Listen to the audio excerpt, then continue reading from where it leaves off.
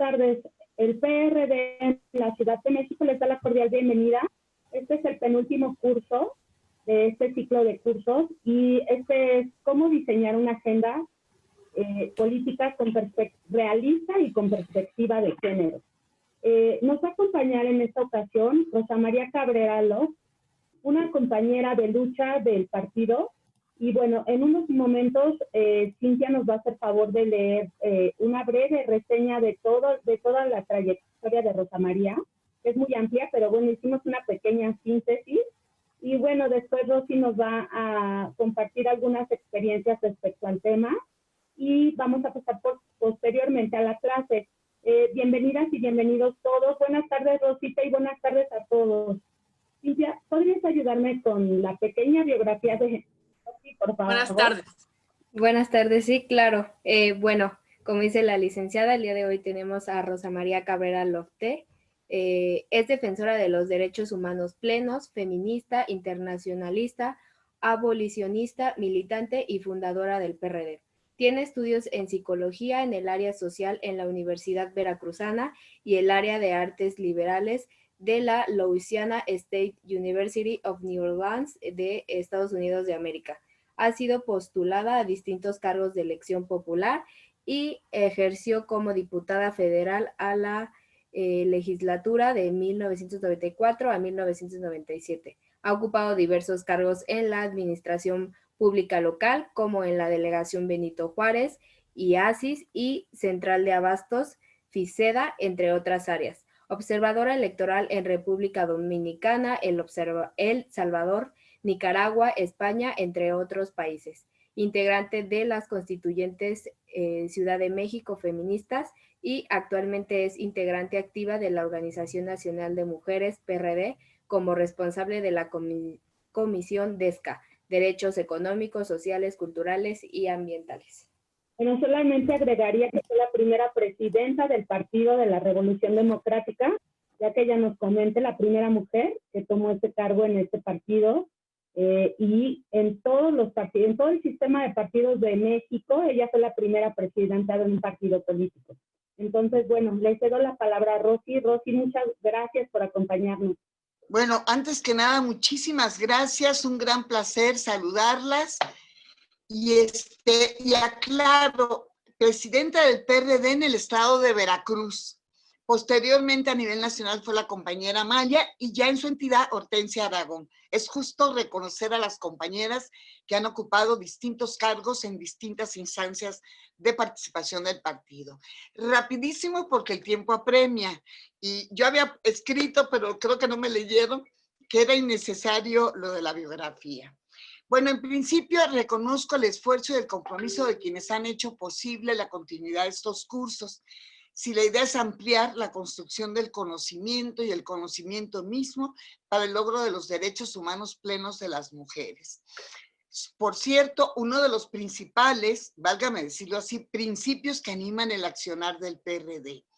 Antes de mis comentarios, quiero comentar y hacer su conocimiento que me he permitido mandar a través de Paola un documento con imágenes que dan cuenta de los diferentes instrumentos que habré de mencionar y un conjunto, es decir, un documento que es un conjunto de notas para quienes tengan interés puedan leerlos y todo. En ellos he basado mis comentarios.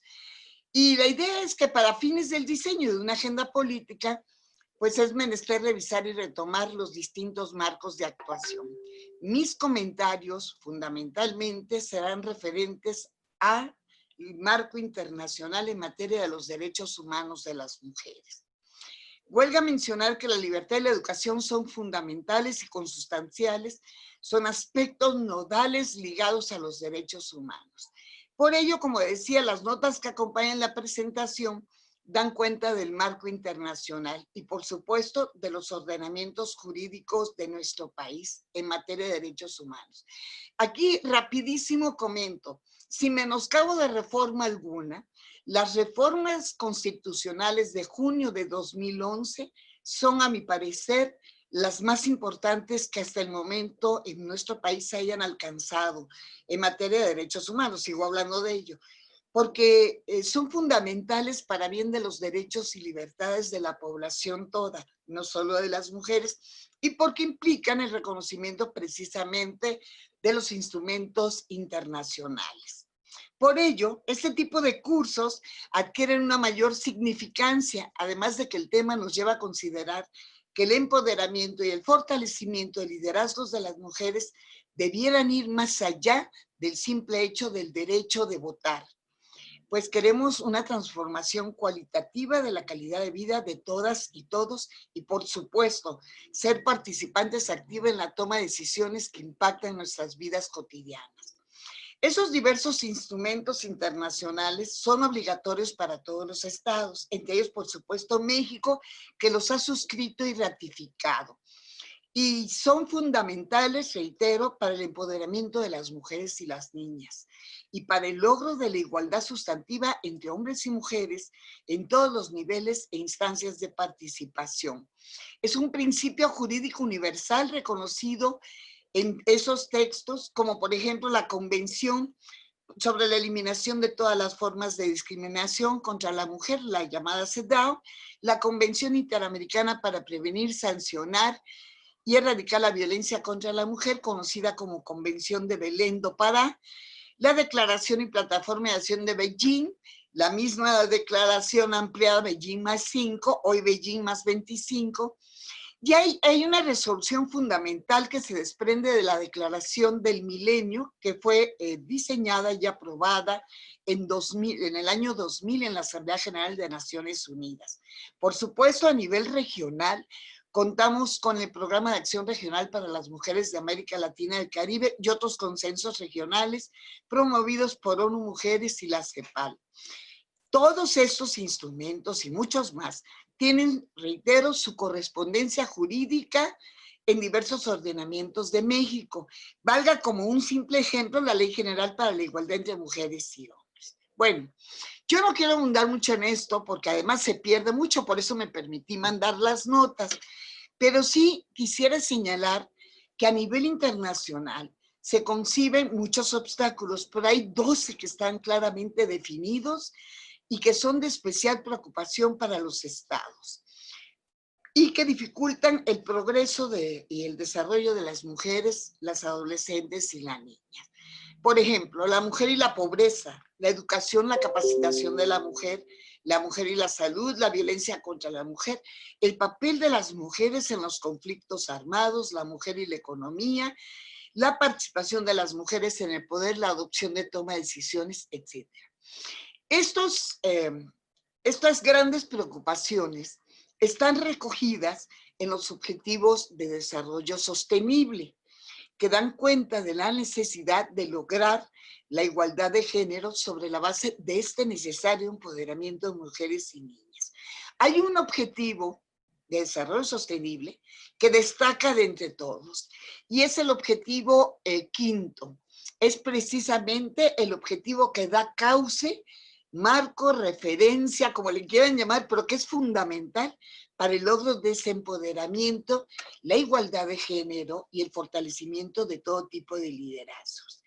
Yo voy a terminar señalando que ha habido avances que son indiscutibles y son innegables y en los que hemos sido partícipes. Por ejemplo, hemos logrado reformas en materia de paridad. Y se ha obligado, porque la Ley General de los Partidos Políticos así lo señala, a que los partidos paritariamente promuevan las candidaturas. Y también tiene que haber paridad en todos los niveles municipales, estatales y a nivel federal e instancias de decisión y de gobierno. Pero yo me voy a permitir hacer una acotación. Yo siempre he sostenido que los partidos políticos no son la única forma de organización ciudadana. Sin embargo, en un país como el nuestro, con un sistema político que también ha costado mucho trabajo construir, son la forma más acabada. Pero hay que corregir fallos de representatividad en los órganos de decisión y gobierno, porque la paridad, compañeras y compañeros, no es una concesión a la representatividad de las mujeres que dependa del voluntarismo de los partidos políticos. Es un derecho inalienable que no puede ser alterado dependiendo de las circunstancias políticas. Exactamente igual que el derecho al voto. Por eso la paridad está registrada como un derecho constitucional de las mujeres. Finalizo comentando que he puesto en las imágenes el mapa de mujeres en política que hiciera la Unión Interparlamentaria Mundial junto con ONU Mujeres y que da cuenta de qué mujeres, qué edades, qué tipo de mujeres, de qué países están en los parlamentos, en los ministerios, en fin, en toda instancia de decisión en el mundo. Y por supuesto que esto incluye a México, huelga decirlo. Este mapa es muy importante y está actualizado al 1 de enero de este año.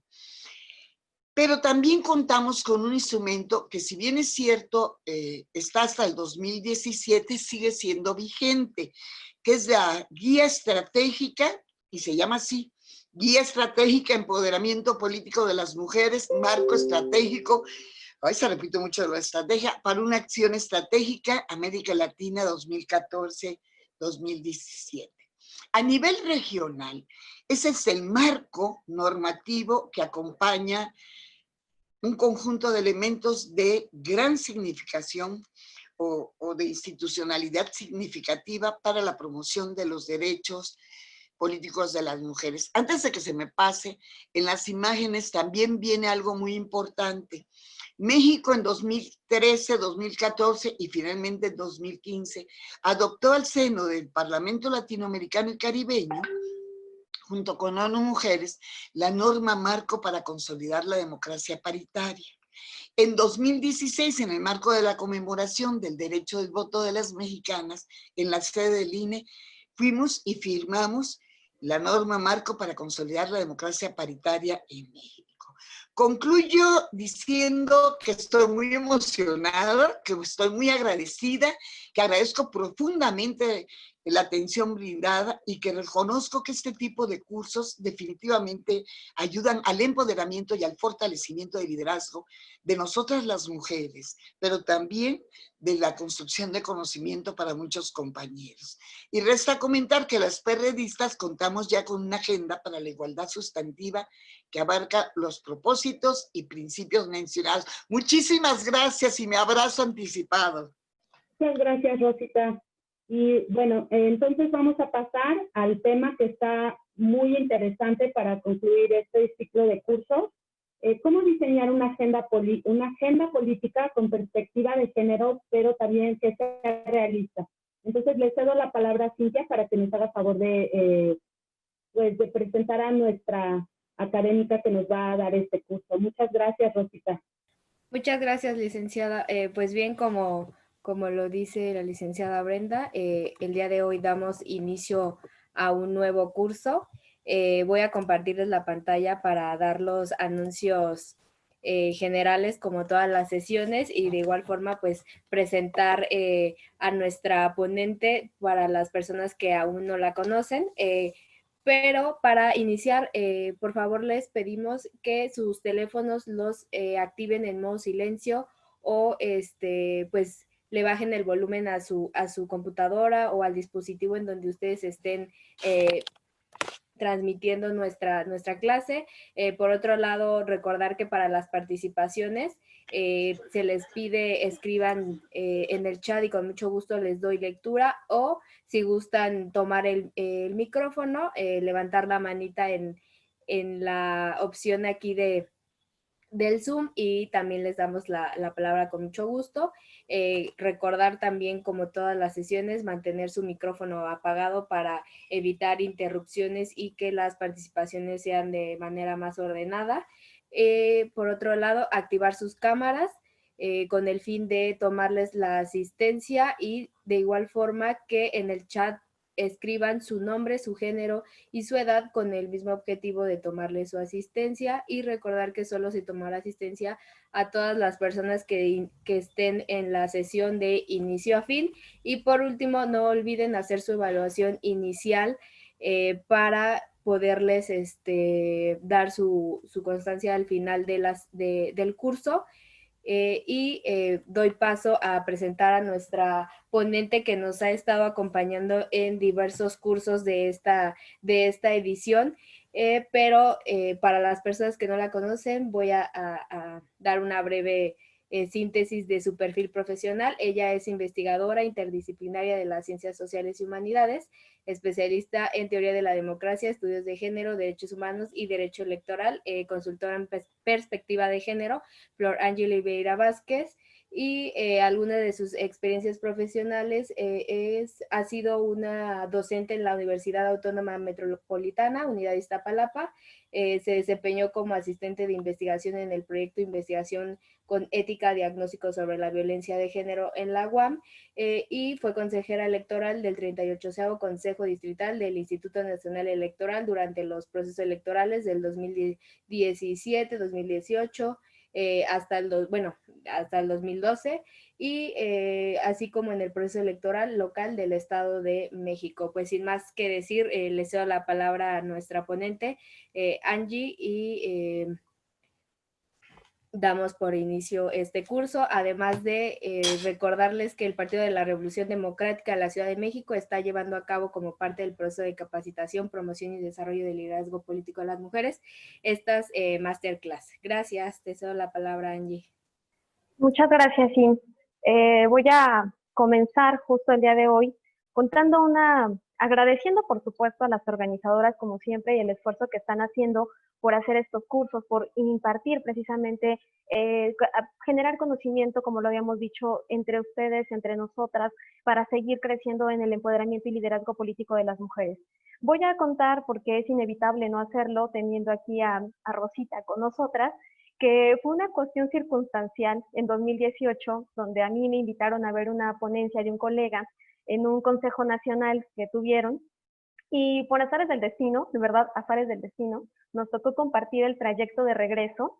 Y pues bueno, o sea, Rosita, en esta ciudad donde distancias cortas, trayectos larguísimos, hizo que el trayecto fuera de verdad bastante breve, además de darme también una cátedra sobre cuestiones de feminismo y de que lo que ha implicado precisamente ser una mujer política convencida precisamente de lo que implica la lucha feminista al interior de la política, al interior de los partidos políticos, y sobre todo algo que siempre hemos dicho, mantener esta coherencia, o sea, que el discurso siempre vaya de la mano precisamente con nuestra práctica, que no seamos nada más precisamente colgarnos etiquetas, por decirlo de alguna manera, que era uno de los mensajes quizá que más claros me dejó aquella ocasión, de no se vale decir soy feminista y decirlo cuando solamente tengo los reflectores, pero cuando me quitan las luces, entonces esto se apaga.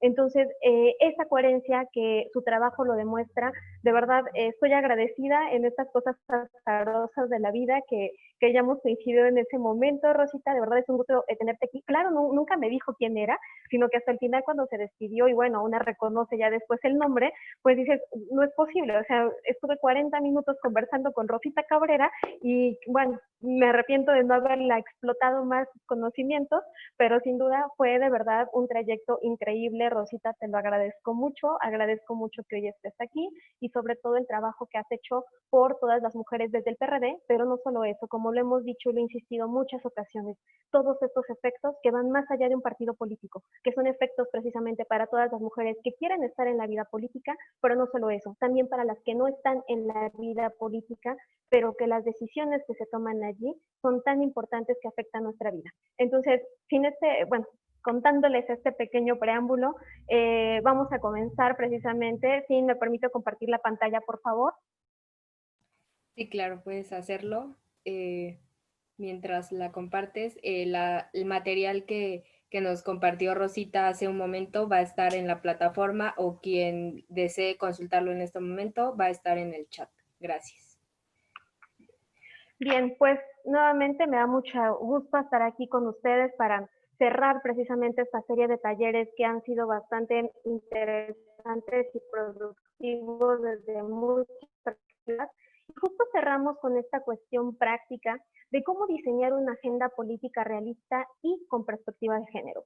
Es importante decirlo y en algo tenemos que ser muy insistentes todo el tiempo. Para llevar a cabo propuestas, siempre tenemos que tener diagnósticos, pero también tenemos que tener acompañamientos teóricos.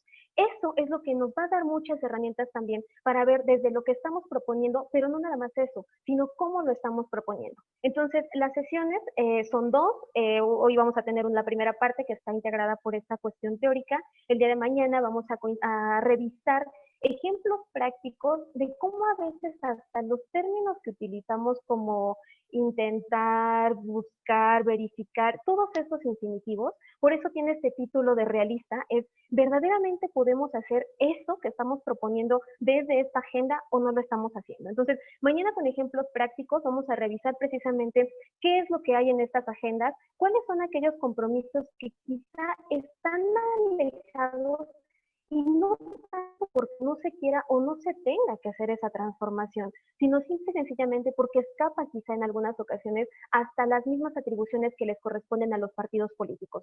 Eso por un lado, y por el otro lado vamos a revisar casos prácticos que tienen que ver con estos temas de agenda que están pendientes todavía en nuestro país a nivel nacional, a nivel local, que tiene y atraviesa precisamente la vida de las mujeres o bien estas agendas que con una perspectiva de género, y esto hay que tenerlo clarísimo, y lo vamos a ver ahora con esta primera parte conceptual.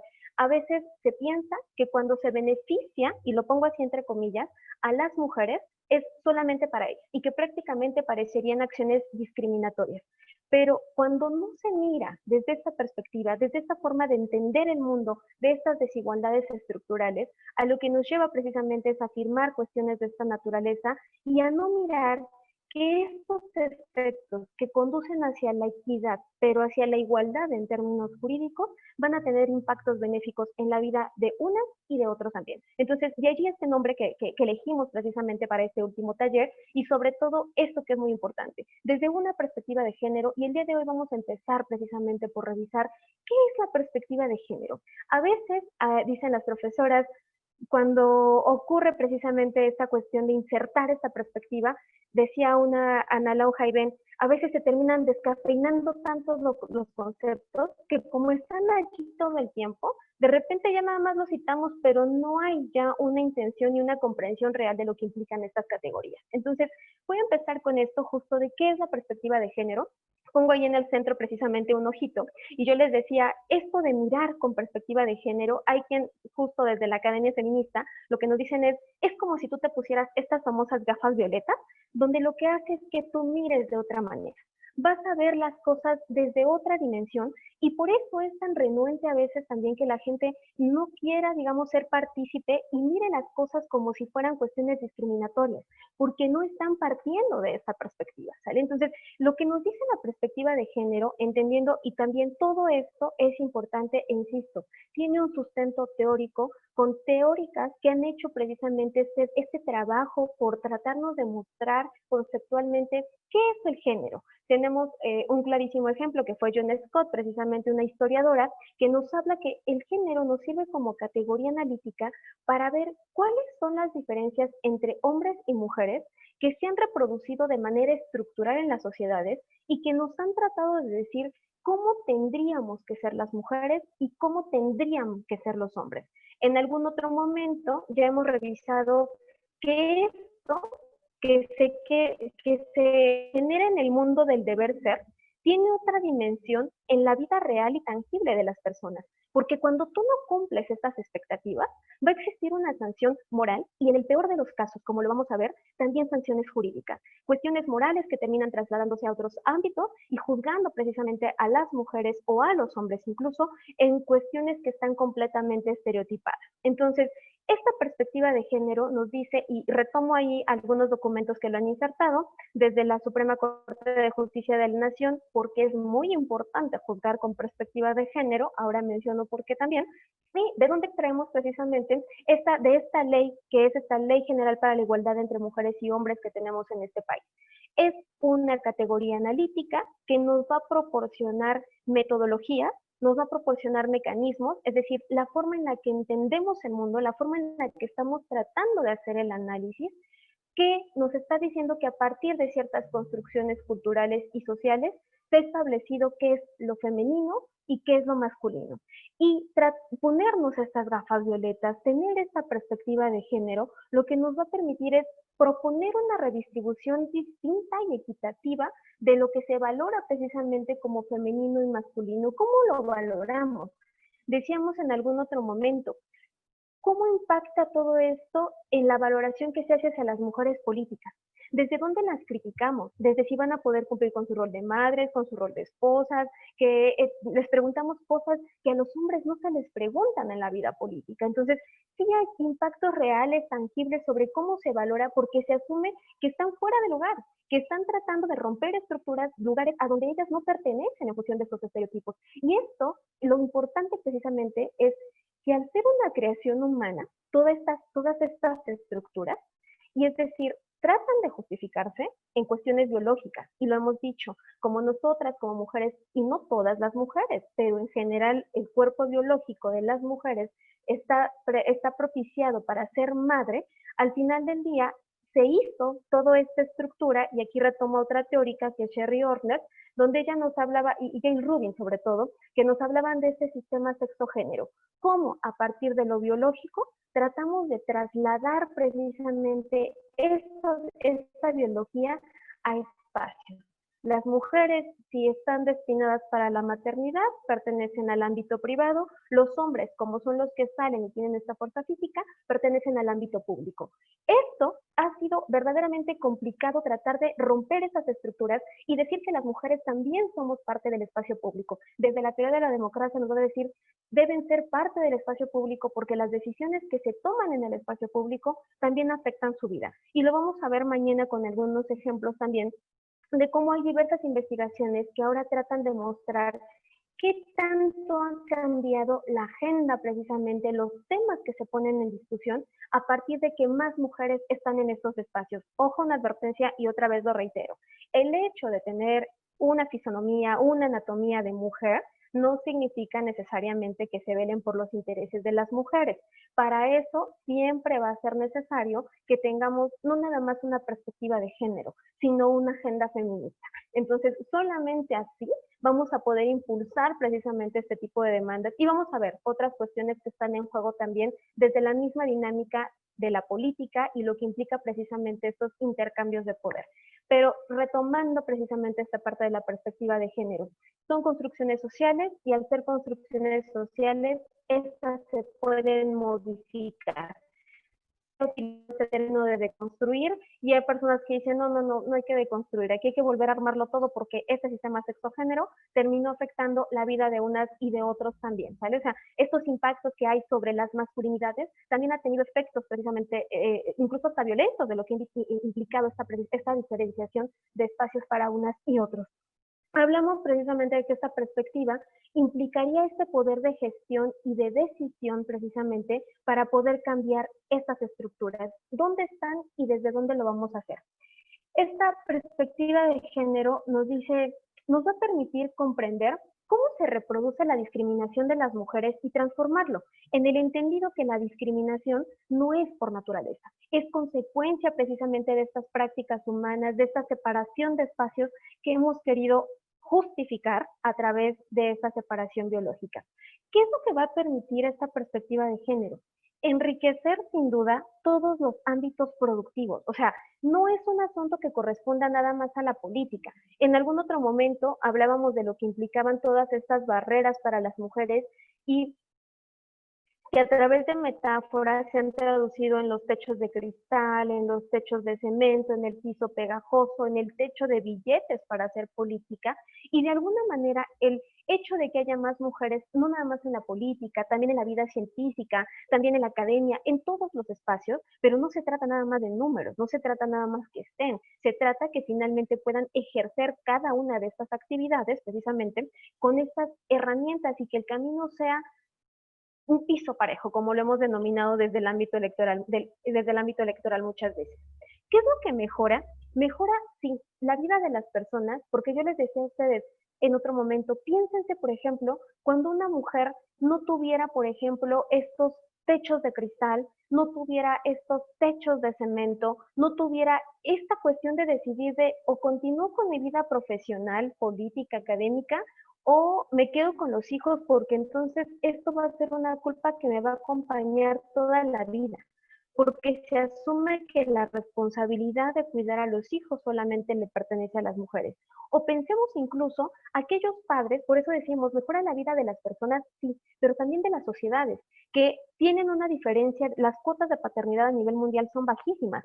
Y todavía pensemos, o sea, desde cómo está planteado toda esta estructura jurídica, que en algún momento, cuando no existían estas cuotas de paternidad, lo que veíamos y lo que hay en el fondo también es el cuidado no les corresponde a ellos. O sea, si tú desde que te embarazas y tienes hijos, el cuidado te corresponde prácticamente exclusivamente a ti, ¿no?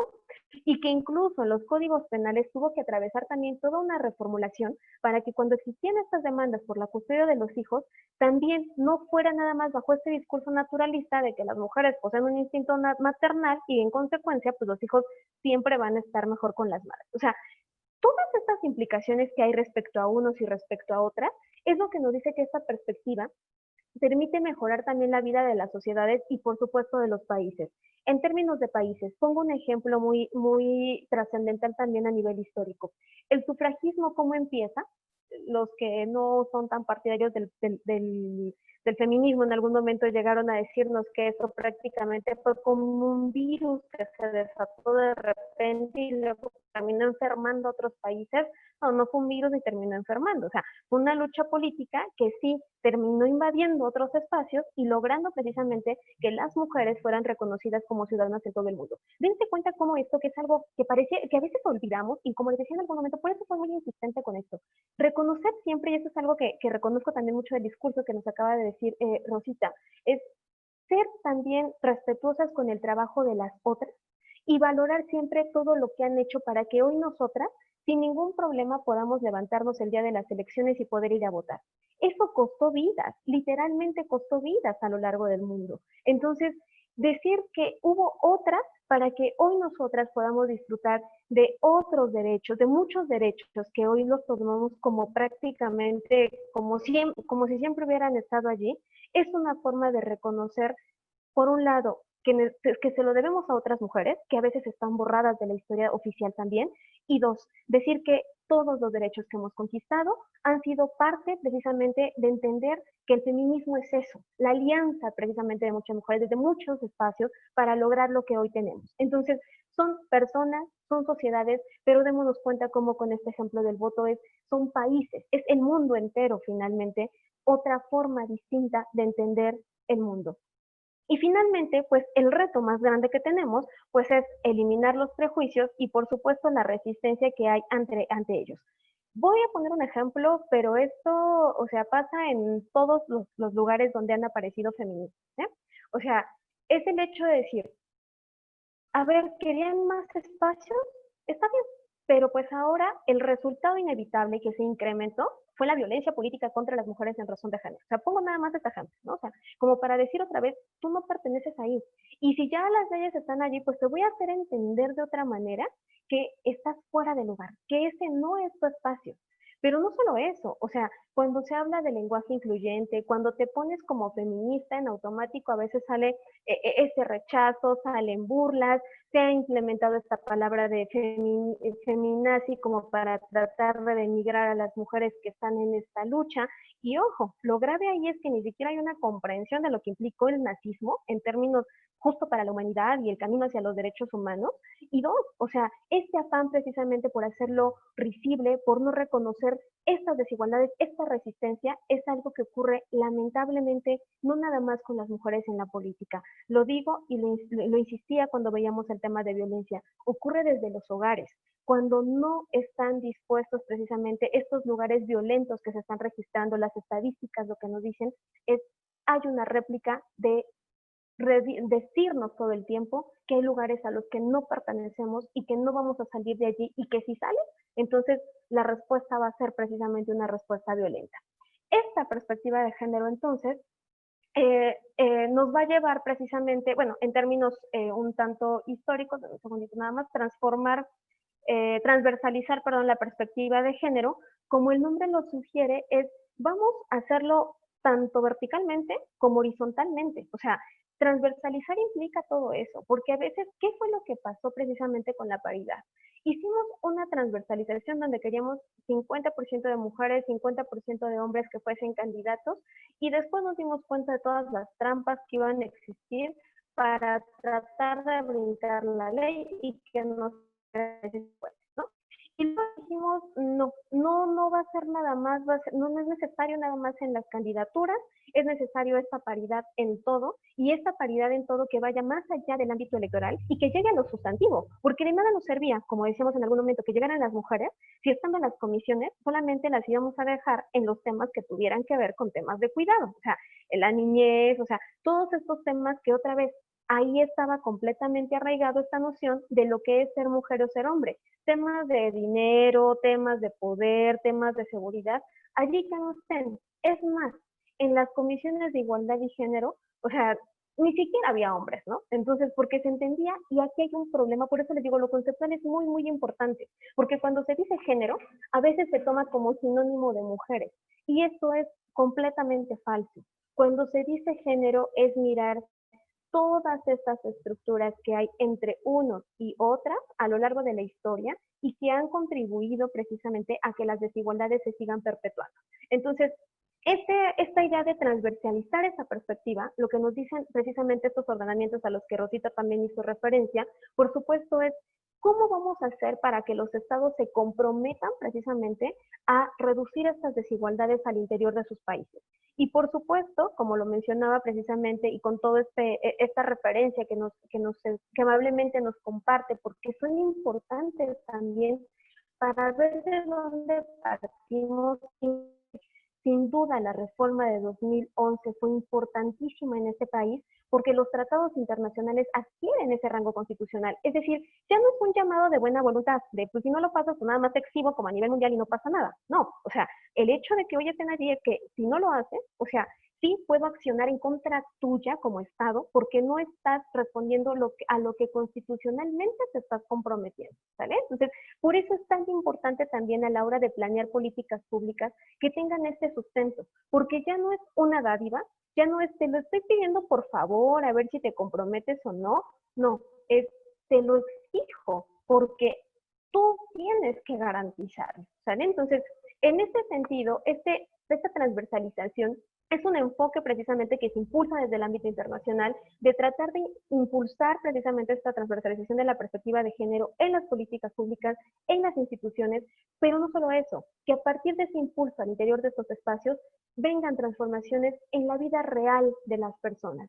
La primera de estas que tuvo como este primer intento precisamente por lograr este impulso fue la tercera conferencia mundial sobre la mujer. Esta se desarrolló en Nairobi en 1985, pero justo es donde empiezan precisamente a congregarse muchos y muchas actoras políticas. Y ojo, este dato también es bien importante, porque cuando hacemos una agenda feminista, y les voy a poner un ejemplo bien sencillo, pero como para que lo tengan en cuenta.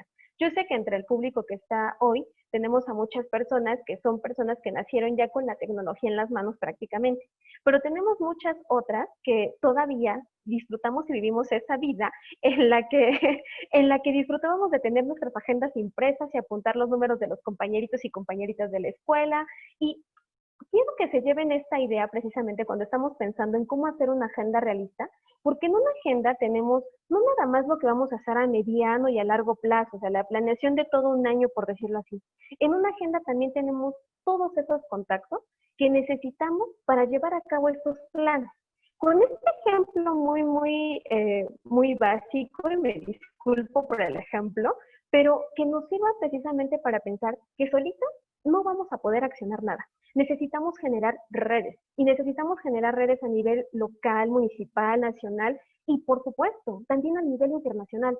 Lo que está pasando, no sé si vieron precisamente las redes la semana pasada, con toda esta discusión que iba a existir en la Suprema Corte sobre la despenalización del aborto, o sea, el apoyo no nada más era del norte al sur del país, el apoyo venía desde Argentina, Chile, o sea, a nivel regional, pero a nivel también en otras latitudes, apoyando una demanda que hoy es como tan natural en otros países, pero que en México llevamos muchos años de atraso en ese tema al respecto.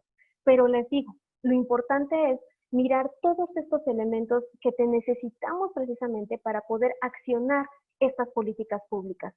Les decía, entonces, en la tercera conferencia es donde aparece la discusión, en la cuarta es donde se concreta esta Conferencia Mundial sobre la Mujer en Pekín en 1995. Hago una aclaración aquí nada más por cuestiones terminológicas. Generalmente el nombre con el que lo ubicamos va a ser el nombre de Beijing, o sea, es exactamente lo mismo, solamente es un tema de nomenclatura, digamos, a nivel local y a nivel internacional, pero prácticamente en todos los documentos lo vamos a, bueno, en el documento oficial se firma como Pekín por el lugar, pero en la literatura y en toda la bibliografía lo vamos a encontrar como la Conferencia de Beijing. Y allí es donde surge precisamente ese plan de acción y plataforma de Pekín, que lo que nos va a llevar precisamente es que en el 97 aparezca precisamente este Consejo Económico y Social de las Naciones Unidas, promoviendo precisamente toda una propuesta. También vamos a revisar justo estos objetivos de desarrollo sostenible, a los que Rosita también hacía referencia, porque justo es darnos cuenta cómo, en retrospectiva, desde 1997 se han tenido que reeditar las agendas y decir, no, pues no llegamos al milenio, o sea, para el 2000 no logramos lo que nos habíamos propuesto en 1985, entonces tenemos que tomar otra estrategia y ahora hablamos de una Agenda 2030, donde nos dimos cuenta que no fue suficiente, que tenemos que impulsar otras actividades precisamente para que esto suceda. Entonces, esto también nos permite mirar qué tanto se ha avanzado y dónde están precisamente los retos que tenemos enfrente de por qué no se pudo lograr en ese primer plazo. Entonces, aquí lo que tenemos después es justo eso de transversar la perspectiva de género, que significa lograr la igualdad de género en diversos espacios.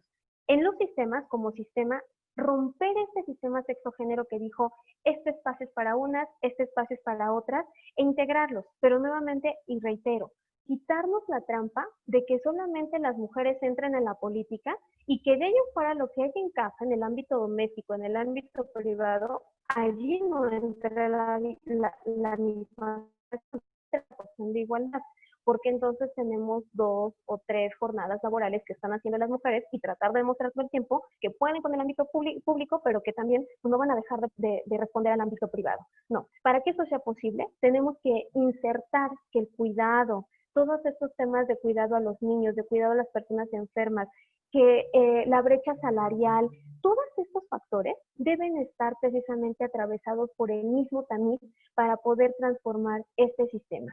En términos de estructuras, lo decíamos desde la estructura familiar, dejar de pensar que solamente el cuidado depende de unas y no de otros. Entonces, rompemos estructuras desde lo más íntimo en nuestros hogares para poder transformar estructuras en lo más grande, que es, por mirarlo, digamos, como en este escenario, de las mujeres en la política. Entonces, esta parte de las legislaciones, vamos a revisar. Hay trabajos muy interesantes al respecto, les decía, a nivel internacional y hoy también ya a nivel nacional, que nos están diciendo si hay un cambio a partir de esto de lo que Drew Dahlerup concibió precisamente como la masa crítica, es decir, que superando un porcentaje de mujeres en las cámaras, se insertaban temas que no estaban insertados en la agenda pública. Entonces, vamos a revisar esto y vamos a revisar también cuáles son los cambios que se han generado precisamente a través de lo que hoy se ha denominado como la legislatura de la paridad y este último estudio que tiene, ¿no se escucha? Ay, me dicen, ¿ahí se escucha bien? Sí, yo te escucho bien, no sé si los demás y las demás escuchan, si pueden hacer por micrófono o por el chat. Yo sí te escuchaba bien. Se escucha como metalizado, también te escuchamos, bueno, te escuché también ahorita así, Cintia, así como Perdón, se oye como entrecortado. Ajá, sí, correcto.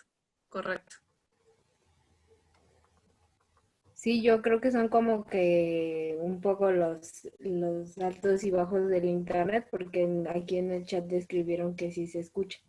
Entonces, bueno, si no nos volvemos a escuchar, favor de hacérnoslo saber para tomar un minuto y retomar. Pero continúa, Angie. Gracias. Claro, sí, gracias y gracias también por avisarnos.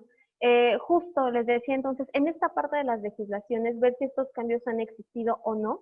Y decíamos también en la parte de las políticas, justo cómo se están diseñando, cómo se están planeando, qué temas se están proponiendo en los procesos o programas del Estado. Mañana vamos a revisar algunos ejemplos de cómo ciertos programas que parecían ser como muy apoyando a las mujeres, terminaban reproduciendo pues ciertas desigualdades más allá de estarlas erradicando, ¿no? Entonces, y por supuesto, hablar de esta transversalización implica modificar precisamente cualquier área y en cualquier nivel.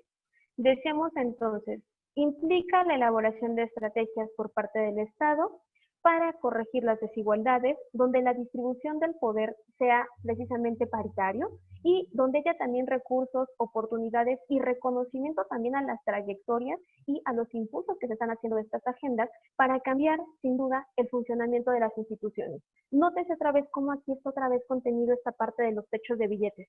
Sí puedes participar, pero no te voy a dar el mismo presupuesto. No voy a gastar lo mismo en ti que lo que gasto en las candidaturas de hombres, ¿no? Entonces, estos datos también están registrados y por supuesto que es importante mirar cómo el dinero también juega un papel importante aquí. Pero lo mismo pasa en la política y pasa en las empresas, donde decíamos, la brecha salarial en este país pues asciende al 34%, nada más para que nos demos una idea. Y esto es muy importante también para tenerlo en cuenta en las políticas públicas. Va a ser más grave cuando estemos revisando otros contextos y donde atravesemos otras variables como la etnicidad, como las condiciones económicas, como la misma condición de si perteneces a cierto estrato social o no. Entonces, todas estas cosas son las que tenemos que planear precisamente al hablar de políticas públicas. Llegamos a este tema de las agendas, pero no sin antes, si tienen algún comentario, duda o algo al respecto, ¿sí? Si gustan, si les puedes por favor activar el chat, si alguien quiere comentar algo, o bien si alguien tiene alguna duda en particular para colocarla allí en el chat, por favor. Sí, bueno, hasta el momento no han escrito, yo creo que igual y pudiesen estar escribiendo, vamos a dar unos minutitos si quieres continuar y ya yo, cuando tú termines, no sé, de dar alguna información, pues ya doy o lectura o damos voz a las participantes. Claro que sí, muchas gracias. Bien, entonces continuamos con esta parte justo de lo que es la agenda. Y esto es muy importante otra vez en términos conceptuales para distinguir qué hay de diferencia entre lo que es una agenda pública, entre una agenda con temas para mujeres y entre una agenda con perspectiva de género. Como agenda pública vamos a entender precisamente a estos procesos de inclusión de aquellos asuntos sociales que son percibidos por los miembros de una comunidad como meritorios de la atención de la autoridad gubernamental existente. Es decir, hay temas que no siempre estuvieron colocados allí en el debate, que no siempre fueron parte precisamente a nivel nacional de que esto tendría que cambiar, y retomo otra vez el tema de la despenalización del aborto. Esto que se impulsó en Ciudad de México, prácticamente cuando se terminó despenalizando el aborto, hubo un efecto retroactivo en otras entidades de la República. Mañana vamos a ver con más detalle este caso en concreto. Pero el debate que hay hoy en día a nivel nacional, o sea, es un nivel de debate que no se había visto en otro momento. O sea, ojo, no porque no estuviera, sino por los niveles a los que ha llegado. O sea, desde un ámbito social, un tema discutiéndose precisamente en la Corte, pero también estamos hablando de un montón de movimientos feministas que han estado ahí desde que esto ocurrió en Ciudad de México, que han llevado esta agenda como tema de debate a otras entidades federativas. Y pongo otro ejemplo, el tema de ¿¿se escucha cortado? ¿Me escuchan bien? ¿Sí? ¿Sí? Si te escuchas un poquito cortado, yo creo que será así un poco la conexión, pero si te llegas a trabar o algo, te aviso. Ok, Disculpen perfecto. a todos y a todas. Muchas Okay. gracias. Gracias, sí. Y les decía, el otro tema importante que ahora está en la agenda pública es justo el tema que tiene que ver con la ley Olimpia, por ejemplo. O sea, un tema otra vez que empieza en algún lugar, pero cómo esto empieza a colocarse en la agenda pública de tal manera que se convierte precisamente, que llega a estos espacios, como lo menciona aquí esta definición, meritorios de atención de la autoridad gubernamental. Es decir, ya no podemos ser omisos, ¿no? Y voy a poner el otro ejemplo que tiene que ver con el tema del feminicidio.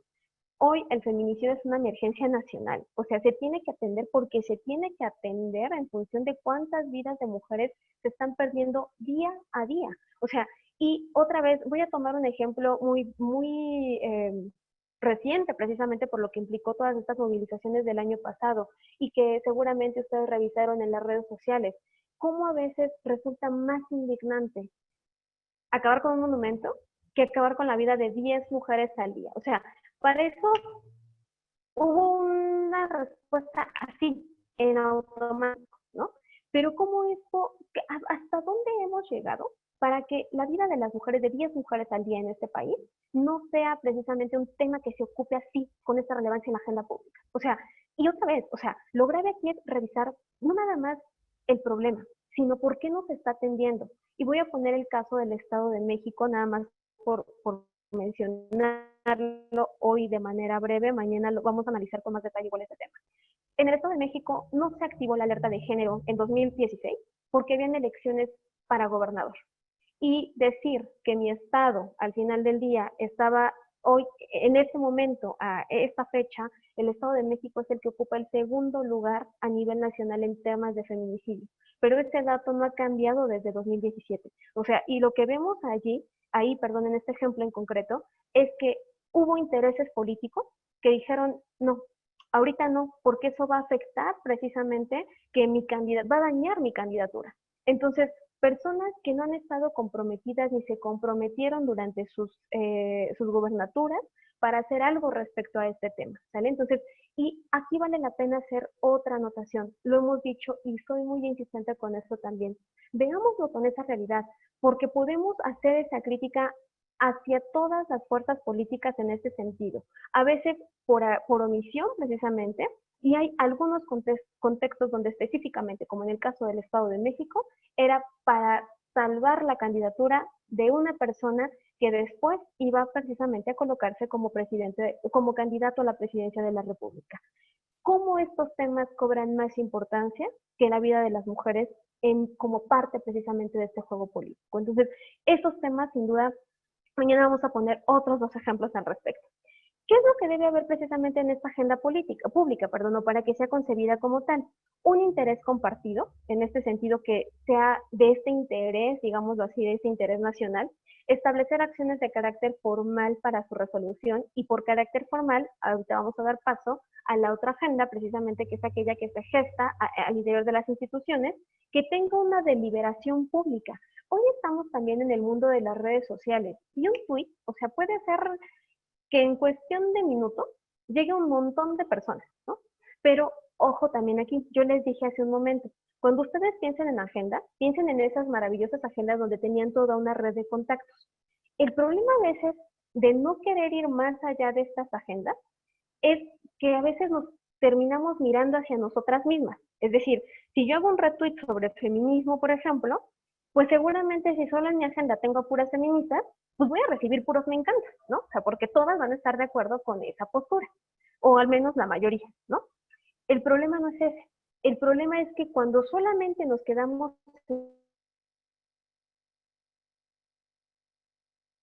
en ese círculo y no... Discúlpame, Angie, te estás súper cortando. ¿Podrías, por ¿Dónde favor? están las posibilidades de aquellas personas que van a bloquear todo? O sea, ay, déjame un segundo, ¿eh? Disculpen, denme un segundito. Si te cortaste, ¿podrías repetir lo que estabas diciendo, por favor? Ahí está, ¿sí? ¿Ahí me escuchas? ¿Ahora sí? ¿Me escuchan? Sí, sí, sí, te ¿Sí? escuchas. Es que estabas como cortada, entonces si pudieras repetir lo que estabas diciendo. Claro que sí. Les decía entonces que justo cuando nosotras tenemos una agenda donde solamente tenemos, por decirlo de alguna manera, a nuestras aliadas feministas, el tema va a resultar interesante. Nos vamos a dar puros likes y puros me gusta y puro me encanta entre nosotras. Pero cuando rompemos ese círculo que hemos construido, es cuando nos damos cuenta de la verdadera resistencia que hay hacia estos temas y de lo violento que resulta precisamente, o sea, colocar un tema, y voy a poner un ejemplo bien sencillo, o sea, como de hablar del lenguaje incluyente. O sea, cuestiones que pueden ser increíblemente violentas sin siquiera haber revisado en un primer momento de qué se trataba el asunto. O sea, así. Es más, tú pon un mensaje donde incluyas alguna especie de lenguaje incluyente y que salga de tu esfera, digamos, como de tu entorno pro derechos humanos, feminista, etcétera, y ahí vamos a ver otra cosa. Y otra cuestión importante, puede ser que las personas con las que convivimos sean pro derechos humanos, pero no necesariamente pro derechos de las mujeres. Esto es una contradicción lógica, sin duda. Pero lo que quiero decirles con esto es que cuando se trata de otros temas, entonces sí, cuando se trata de temas específicos que atiendan la vida de las mujeres, allí ya no me metas en ese cajón, ahí yo no quiero ser partícipe, bueno, ni del debate, ¿no? Entonces, hablemos también del asunto de la deliberación pública, decíamos, cómo estamos identificando los problemas y otra vez vuelvo al tema del feminicidio.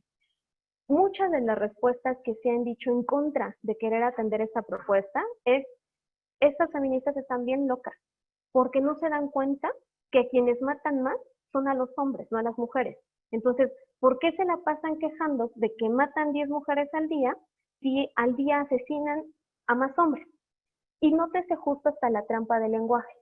No es lo mismo, precisamente, que en efecto, los datos nos dicen que más hombres mueren al día en este país, pero no es por las mismas causas por las que asesinan a una mujer en temas de feminicidio.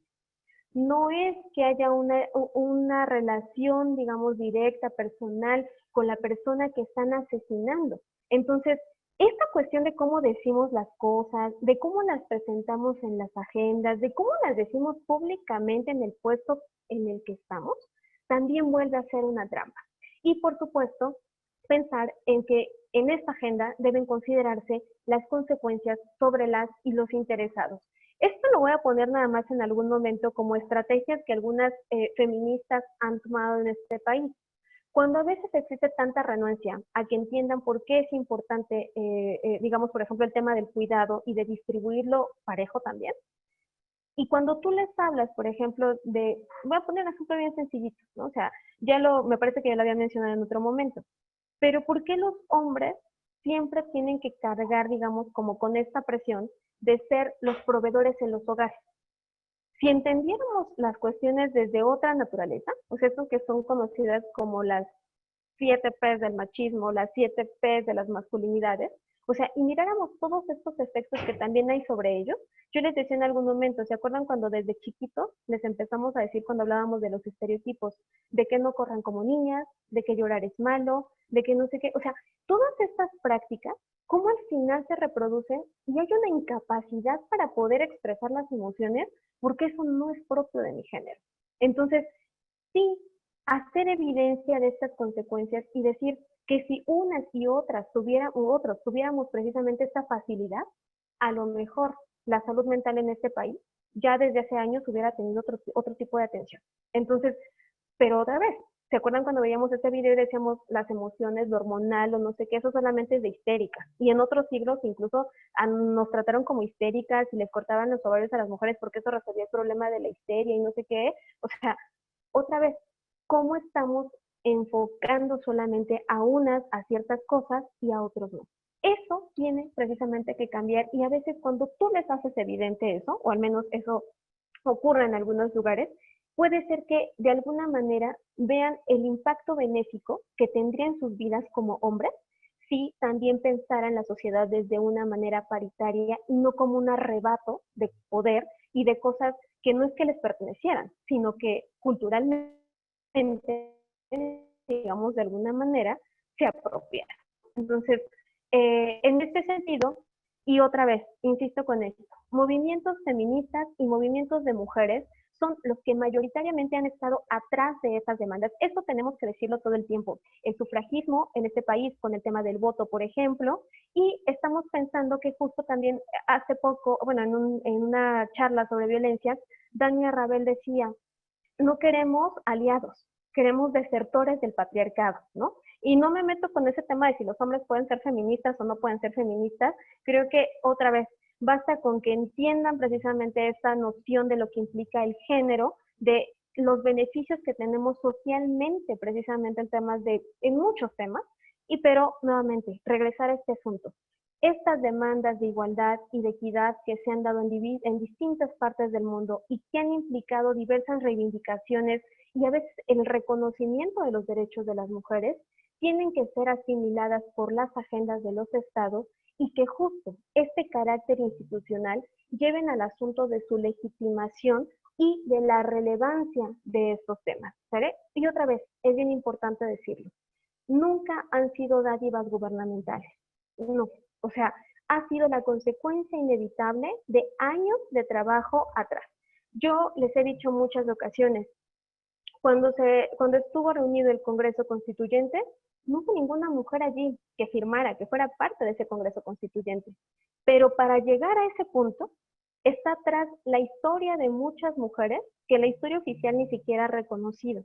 Yo les había dicho en algún momento, hay un libro maravilloso que a mí me encanta, que se llama precisamente Un fantasma recorre el siglo, y donde está Ana Lau Jaiben como una de las coordinadoras de este texto increíble, desde su perspectiva como historiadora, pues lo que hace es recuperar que este fantasma se llamó feminismo. Este fantasma estuvo ahí acompañando a los grandes revolucionarios que conocemos, pero pues sus nombres pasaron invisibilizadas. Y en un mismo cajón, por ejemplo, a veces metimos a las Adelitas, pero no tienen nombres propios, más las otras Adelitas, por decirlo de alguna manera. Entonces, lo importante de esto es, otra vez, insistir en que también hay una deuda histórica con decir quiénes estuvieron precisamente en estos espacios para tener lo que nosotras hoy tenemos. Eso nunca, nunca se nos debe olvidar como feministas. Y que muchos de estos, como lo decía en el tema del sufragismo, ¿no? O sea, en México, por ejemplo, en el 34, cuando estaba Lázaro Cárdenas, pues la historia tiene allí todos sus entrecruces, de por qué no ocurrió en el 34, digo, ya estaba la reforma, no se publica en el Diario Oficial de la Federación, y esto va a ocurrir hasta 1953, o sea, en el ámbito federal por lo menos. Entonces, ¿qué es lo que ocurrió allí? O sea, y hay muchas posturas, digamos, al respecto desde las diversas historiadoras, donde uno de los argumentos era, es que si les damos el voto, ellas van a votar como votan sus parejas, o van a final replicar eso. Y el otro argumento era, no, pues es que las mujeres por su naturaleza, esencialista, no sé qué, etcétera, etcétera, van a estar más ligados con un partido que defienda, digamos, como estos intereses, estas formas de lo que implicaba ser mujer en ese momento. Entonces, para este partido no nos conviene, o sea, al final de cuentas, miren cómo desde otras voces son las que tratan de decir cómo vamos a reaccionar como si no tuviéramos autonomía. Esta lucha también por la autonomía, por nuestros derechos humanos, es parte de poner estos temas también en la agenda. Entonces, aquí lo que vemos precisamente con la agenda política de género es que esta se ha complejizado. Y aquí voy a poner una de las primeras trampas a las que llegamos. Esta trampa de que nos habla de dos horizontes que parecen a veces separados. Con las sufragistas logramos este reconocimiento por los derechos civiles y políticos, el derecho a votar, el derecho a participar, y pareciera que en algún momento fue como, pues eso querían, ya lo tienen. O sea, y no nada más tienen eso, ya también pueden llegar en las mismas condiciones que los hombres, porque ya estamos obligados como partido político a poner 50 y 50. Y esto ya lo había dicho en otro momento. O sea, el debate que tengo atrás de impulsar las reformas de paridad electoral, digamos, en el sentido electoral en un primer momento, es una riqueza histórica como para no olvidar lo que implicó este trabajo. O sea, donde verdaderamente se decía, ¿y de dónde quieren que saque mujeres? ¿No? Y la lógica es que ha sido que los partidos políticos siempre han ejercido mujeres, pero no siempre han llegado a las estructuras más altas del partido, los techos de cristal otra vez. Y la otra era, es que van a poner a sus esposas, y van a poner a sus amantes, y van a poner a las novias, y van a poner a las hijas, y no tienen carrera política, ¿no? Y ante ese argumento también otra vez, Freidenberg es clara cuando dice esto, ¿no? O sea, a nosotras desde el principio siempre tuvieron que preguntarnos por nuestras capacidades. A ellos nunca les preguntaron, o sea, nunca se les cuestionó eso. Pero dejemos de lado ese argumento que puede ser malito en algún sentido, o sea, como no suficiente como para convencer en ese sentido. Pero más bien decir, a ver, pues desde las cuotas hasta la paridad, ya había pasado mucho tiempo. Tampoco se hizo mucho. Y lo otro que hay que decir también es, a ver, hay mujeres en el partido y si lo que tú me dices es que falta capacitar, tenemos que capacitarlas entonces. Entonces, no había razón, digamos, de alguna manera, o sea, para que tratáramos de otra vez excluirlas y decir, es que pobre partido mío, o sea, es una tragedia, no sé cómo le voy a hacer, no puedo cumplir con la norma, no es cierto. Y aún así se han buscado formas de hacerlo. Mañana también vamos a revisar un caso en el ámbito electoral que tiene que ver con los mushes, por ejemplo, en Oaxaca, y vamos a ver cómo las trampas a veces allí siguen, o sea, están reglas, pero siempre se busca la manera de brincar esa trampa. Llegamos justo a esta parte, les decía, donde no nada más se trata de lo formal, se trata de los efectos que implica esa formalidad, porque si no nos quedamos como en el camino media, y nos quedamos con la idea de que con que haya más y esté parejo el asunto cuantitativamente, con eso es suficiente. Que los cambios sean sustantivos. Y aquí viene esta parte de que la agenda pública, que la agenda de género, con perspectiva de género, se traduzca en cambios sustantivos, y esto tiene que ver con la distribución del poder, pero no nada más 50-50, sino también en la posibilidad de ejercerlo de la misma manera. Que se tomen en cuenta las voces de las mujeres. Aquí hay un término que a mí me parece maravilloso, que Isabel Santa Cruz y Alda Facio también retoman, que es este concepto de equifonía, en el que nos dicen que la voz de las mujeres sea tan legítima como la voz de los hombres, porque a veces no las queremos escuchar. Llegan a esos lugares, pero las silenciamos. Entonces, de nada nos sirve la cantidad si en lo cualitativo no va a pasar absolutamente nada, si no las dejamos precisamente que hagan el trabajo que tienen que hacer en esos espacios. Entonces, en la toma de decisiones, en la igualdad de oportunidades, en la sociedad también. Lo habíamos dicho también en el asunto de la toma de decisiones. Hoy sí han cambiado dinámicas al interior de las cámaras, donde finalmente, gracias a la unión de muchas mujeres de diferentes fuerzas partidistas, ese tema lo discutimos aquí. O sea, nada de que nos vamos al bar o que nos vamos a las 11 de la noche a hablar del tema que quedó pendiente. Ese tema lo aclaramos aquí, porque yo no voy a entrar al antro, ¿verdad? O sea, a lo mejor sí, pero no voy a discutir ese tema allí. Ese tema se tiene que tratar aquí. Sí han existido cambios a partir precisamente de la presencia de más mujeres en estos espacios. Y sobre todo el reconocimiento de los derechos humanos de las mujeres. Hago una pausa nuevamente para preguntarles si tienen alguna duda, algún comentario al respecto que quieran hacer hasta este momento, compartirnos alguna experiencia, con todo gusto.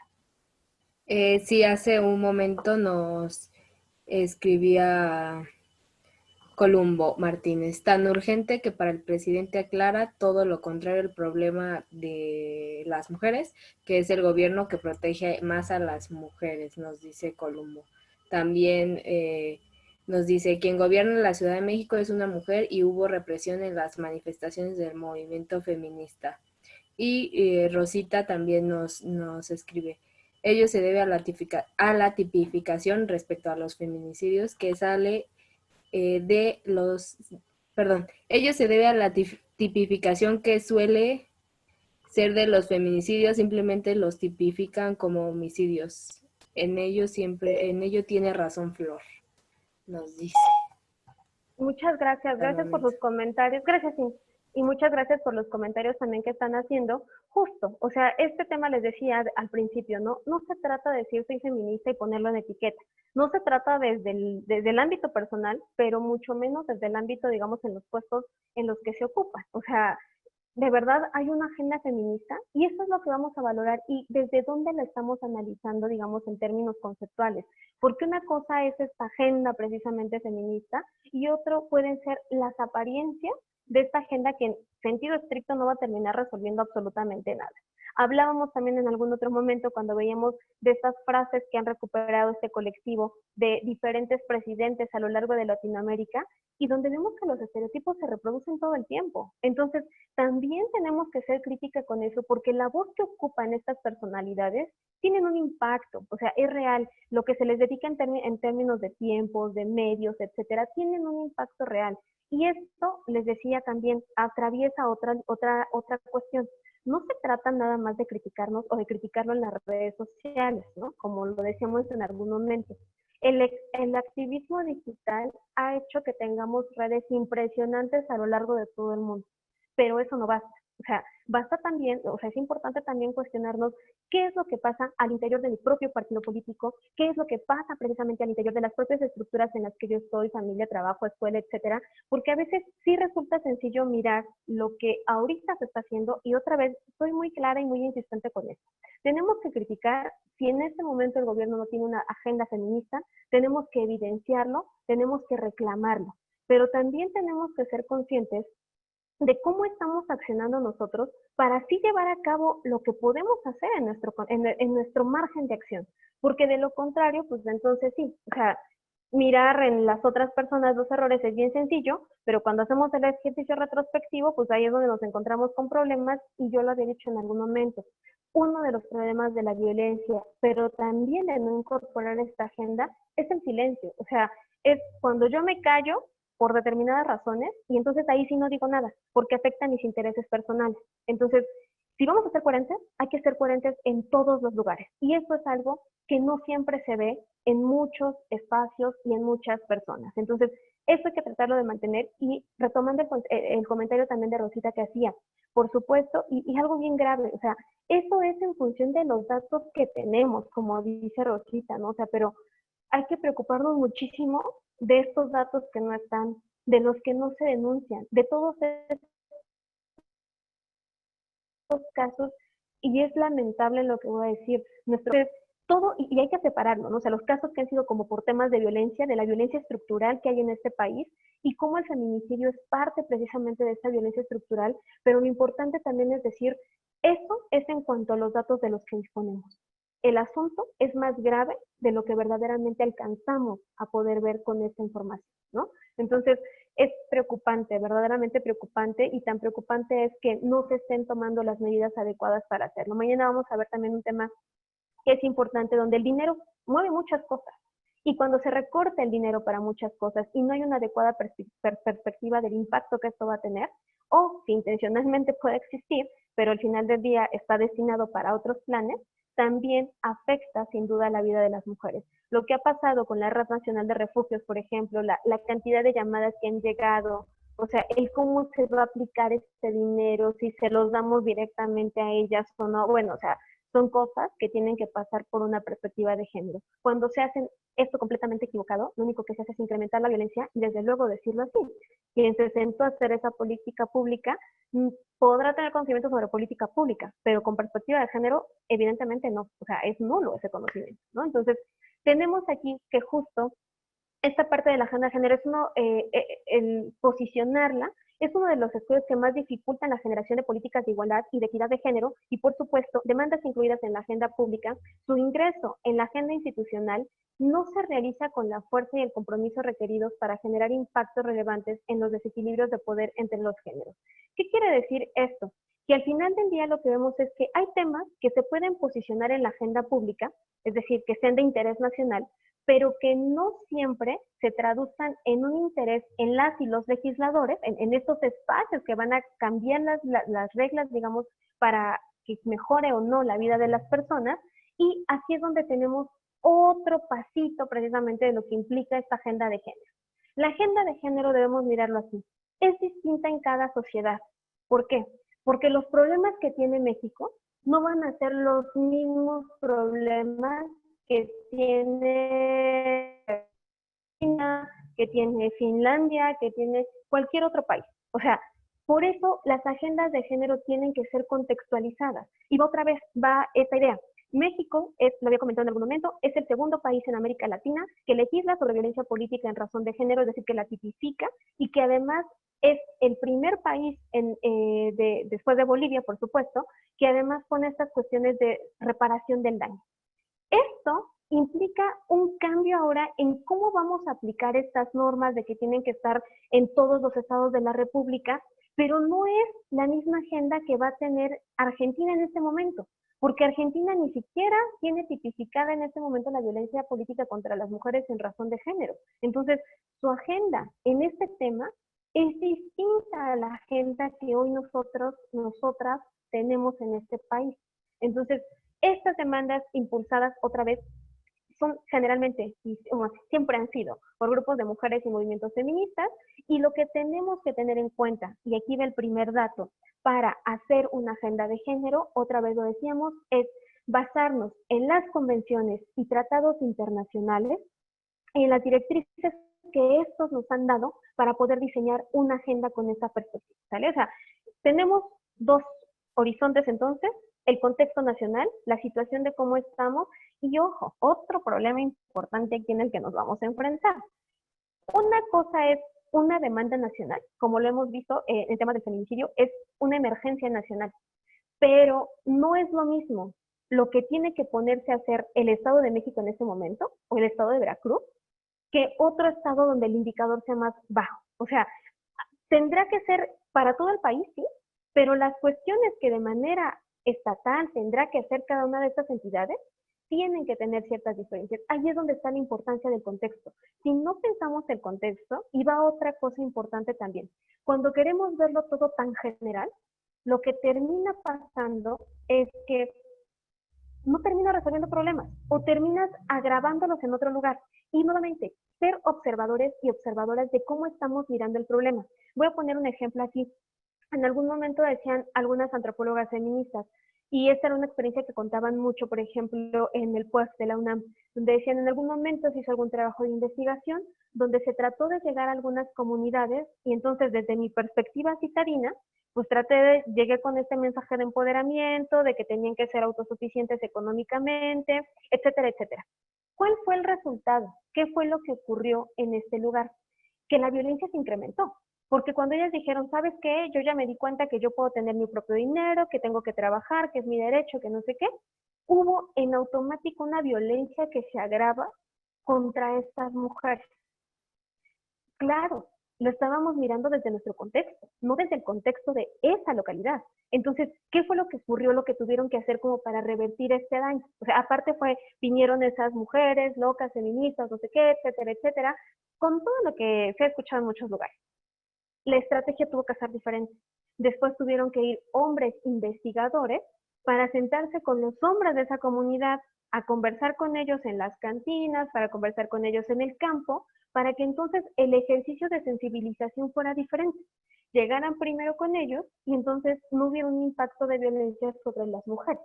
O sea, otra vez, tenemos que ser muy cuidadosas en los contextos y ser muy objetivas cuando hay cosas que se disfrazan bajo el nombre de perspectiva de género, pero que en realidad lo que se pretende hacer es una cuestión de ganar votos. O sea, de eso también tenemos ejemplos para aventar en este país, ¿vale? Entonces, si no tienen una evaluación, es lo que vamos a ver ahorita, eso no es política pública.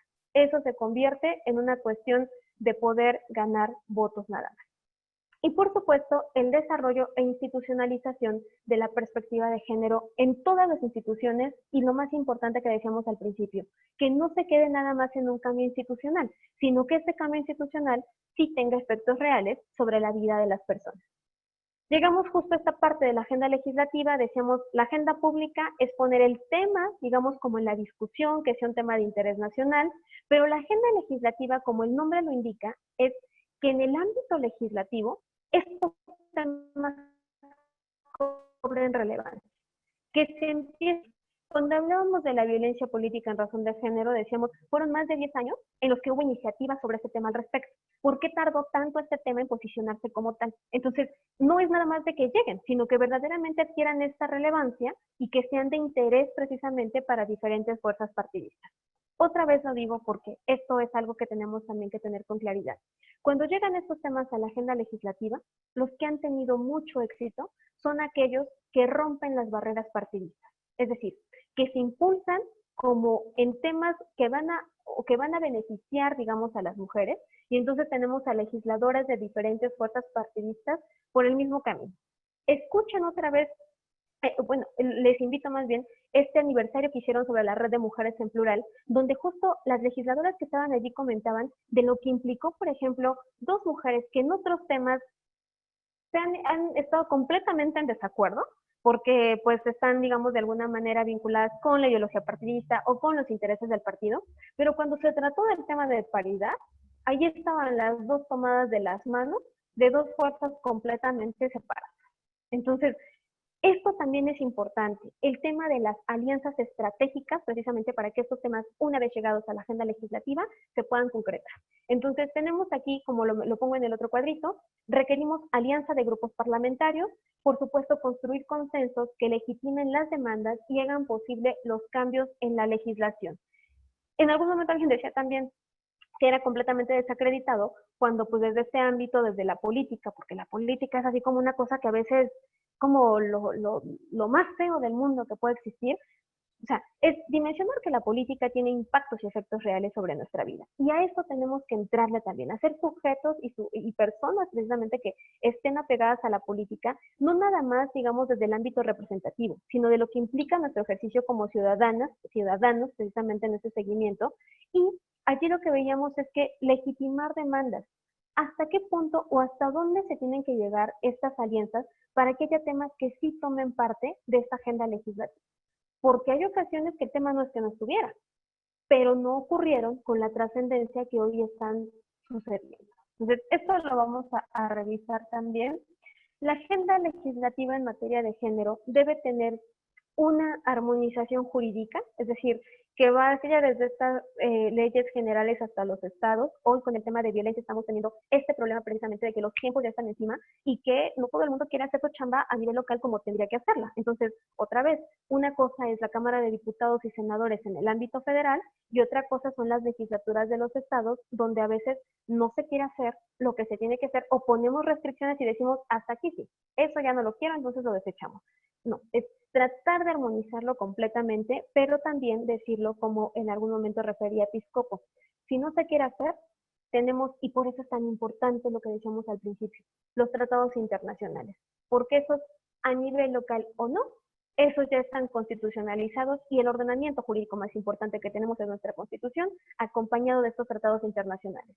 Si como Estado no estás dispuesto a responder, tengo este otro camino legal para poder llegar precisamente a la garantía de este derecho. Por eso, estas estrategias, y esto que a veces se conoce como parte del litigio estratégico, quien está, digamos, desde el ámbito las abogadas familiarizado con él, ha tenido efectos positivos en algunos momentos precisamente a partir de este conocimiento de las normas de los tratados internacionales con este rango constitucional. Entonces, convenios y tratados internacionales deben estar allí, reconocer precisamente esto que son los derechos humanos de las mujeres. Tenemos la institucionalización de la perspectiva de género en el Estado. Cuando un gobierno federal no tiene perspectiva de género, se vuelve mucho más complicado tratar de impulsar precisamente estas agendas. Hay una relación donde decimos allí entre el Poder Ejecutivo y el Poder Judicial que también tienen que integrar esta perspectiva, y aquí retomo otra vez los ejemplos del Poder Judicial para que no sigan diciendo que fueron crímenes pasionales, por ejemplo, o para que no digan que ellas tuvieron la culpa de la violación por estar a altas horas de la noche o por la forma en la que iba vestida. O sea, este tipo de cosas atraviesa la perspectiva de género. Cuando la gente que está en estos lugares, en los ministerios públicos, no tienen perspectiva de género, es muy sencillo que a veces las mujeres también digan, no voy a pasar esta tortura. O sea, de por sí, quien ha tenido la desagradable experiencia de tener que ir a levantar una denuncia por cualquier cosa en un ministerio público, o sea, esto de que la justicia se expedita y que tenga un accionar inmediato, se vuelve completamente engorroso y peor cuando llegas a denunciar este tipo de casos y la persona que está del otro lado, en lugar de atenderte, te revictimiza. Entonces, el trabajo legislativo, por supuesto, que tiene que incorporar estas agendas legislativas con perspectiva de género. El gobierno les decía, y aquí voy a dejar esto como para tenerlo en cuenta el día de mañana, estos lineamientos de presupuesto público. ¿Qué es lo que está pasando con este dinero? ¿Cómo se está distribuyendo? Sin dinero, otra vez lo insisto, es bien complicado traducirlo o poder seguir accionando cuestiones que ya estaban avanzadas en algún momento. Voy aquí a esta parte, antes de pasar a esta parte, sí, no sé si alguien tenga algún comentario adicional. Bueno, en el chat hacían una pregunta. Nuevamente Columno nos pregunta, ¿el recorte al IN Mujeres es parte de la agenda de políticas públicas? Y Rosita responde, no, es una decisión unilateral del gobierno federal, pues pese a estar etiquetado al presupuesto. Eso es como lo que ha sucedido en el chat. Claro. Muchas gracias, Shin, y gracias también por la pregunta y la respuesta también que nos menciona Rosita. Otra vez, lo que decía hace un momentito, o sea, cuando no está precisamente esta perspectiva desde el ámbito ejecutivo, o sea, digamos, se encadena prácticamente las consecuencias en temas de presupuesto, por ejemplo, ¿no? O sea, ver cómo se toman este tipo de decisiones, las expresiones, o sea, tenemos que ser, les decía, muy objetivas en este sentido de analizar precisamente si hay un interés real o no. Y a veces, pues, queda claro que el trabajo no se va a hacer desde ahí, que van a tener que obligar a accionar otras herramientas de la agenda precisamente para que estos temas se mantengan allí, se exijan esos derechos y se exija también el presupuesto. Entonces, en esta parte justo de la representación sustantiva y descriptiva, que es un poquito de lo que ya les había hablado hace un momento, no es lo mismo que lleguen más mujeres y que estén allí 50-50, a eso se refiere esta representación descriptiva, precisamente digamos como en esta idea de la palabra, cuando estamos diciendo que es descriptivo, es como si yo les pidiera que ustedes describieran algo. Lo que querían es decirme, pues, cómo está vestida, cómo está peinada, de qué color es su ropa. En lo que pasa precisamente con esa representación descriptiva, es decir, cómo están integrados los órganos legislativos en este momento en términos cuantitativos. ¿Cuántas mujeres y cuántos hombres hay? ¿De qué fuerzas partidistas? Etcétera. O sea, pero todo se centra en este ámbito nada más. Ahora, aquí nos dicen, ¿qué es lo que sí han hecho estas representaciones descriptivas? Pues han empoderado a las legisladoras para transformar la política cuando se ocupan espacios de poder de decisión en las instituciones y cuando construyen redes de colaboración entre ellas más allá de los límites partidarios. Vamos a revisar, como les decía, esta investigación que se hace desde el Instituto Belisario Domínguez sobre cuáles son los temas que ha legislado esta legislatura en este momento, y vamos a ver que, a diferencia de lo que ha ocurrido anteriormente, esta legislatura de paridad sí ha hecho transformaciones importantes en temas precisamente de igualdad sustantiva. Ahora, cuando vamos precisamente a esta noción de lo que implica la representación sustantiva, lo que nos dice es que tenemos que analizar los cambios en las políticas a partir de la aprobación de legislación de la agenda de la igualdad entre hombres y mujeres. ¿Qué quiere decir esto?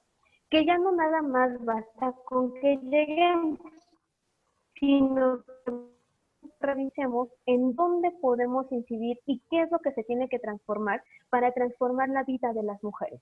Lo que pasó, por ejemplo, con reconocer a las trabajadoras domésticas como cualquier otro trabajo en el país, es un ejemplo de ello. O sea, si queremos sociedades más parejas, más igualitarias en muchos sentidos, tenemos que reconocer cosas y hacer legislaciones para que esto cambie, para que esto se transforme.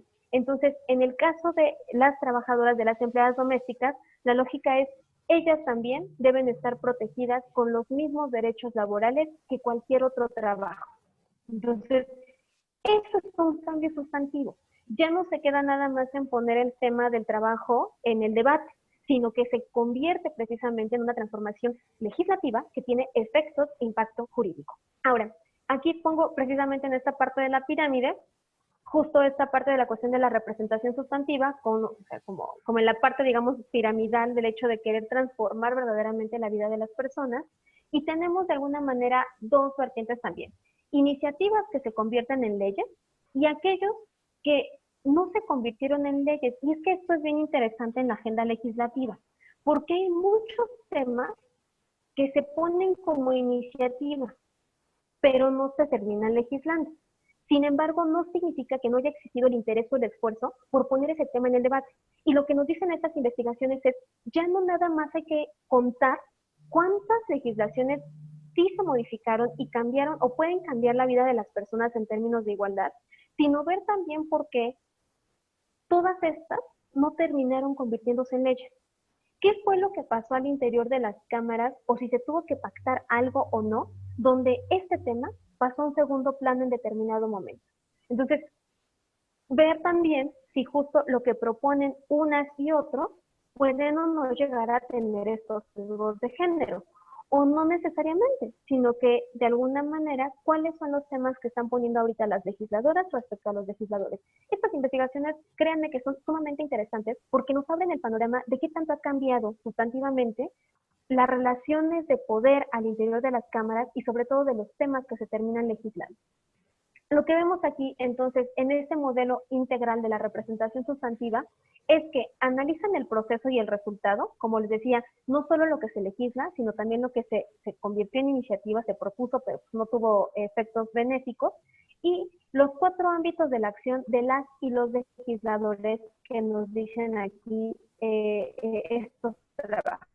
El primero de ellos son las preferencias políticas, es decir, o sea, estamos hablando precisamente de hacia dónde estamos direccionando nuestra agenda y cuáles son los temas que estamos poniendo en primer plano como para convertirlos en iniciativas.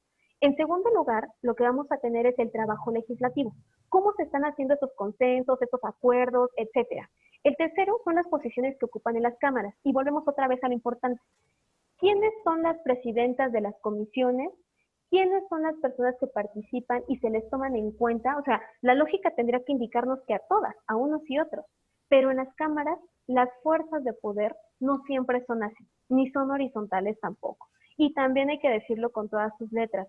Hay temas en los que se responde a los intereses de un partido político por la pertenencia, pero no necesariamente que haya un convencimiento. Y tenemos casos peores, donde se supone que perteneces a cierta ideología política, lo que sea que signifique, pero al final del día terminas emitiendo posturas a título personal que van completamente en contra de lo que tendría que implicar una perspectiva de género, una agenda de género en temas del partido. Entonces, ejemplos también tenemos, pero no voy a decir nombres porque sé que son evidentes, pero sabemos que en temas de despenalización del aborto hay un nombre clarito que pertenece a una agenda y de repente pues que siempre no, entonces, pues bueno, también esas cosas pasan al interior, ¿no? Y el cuarto, que tiene que ver con el trabajo en el distrito electoral.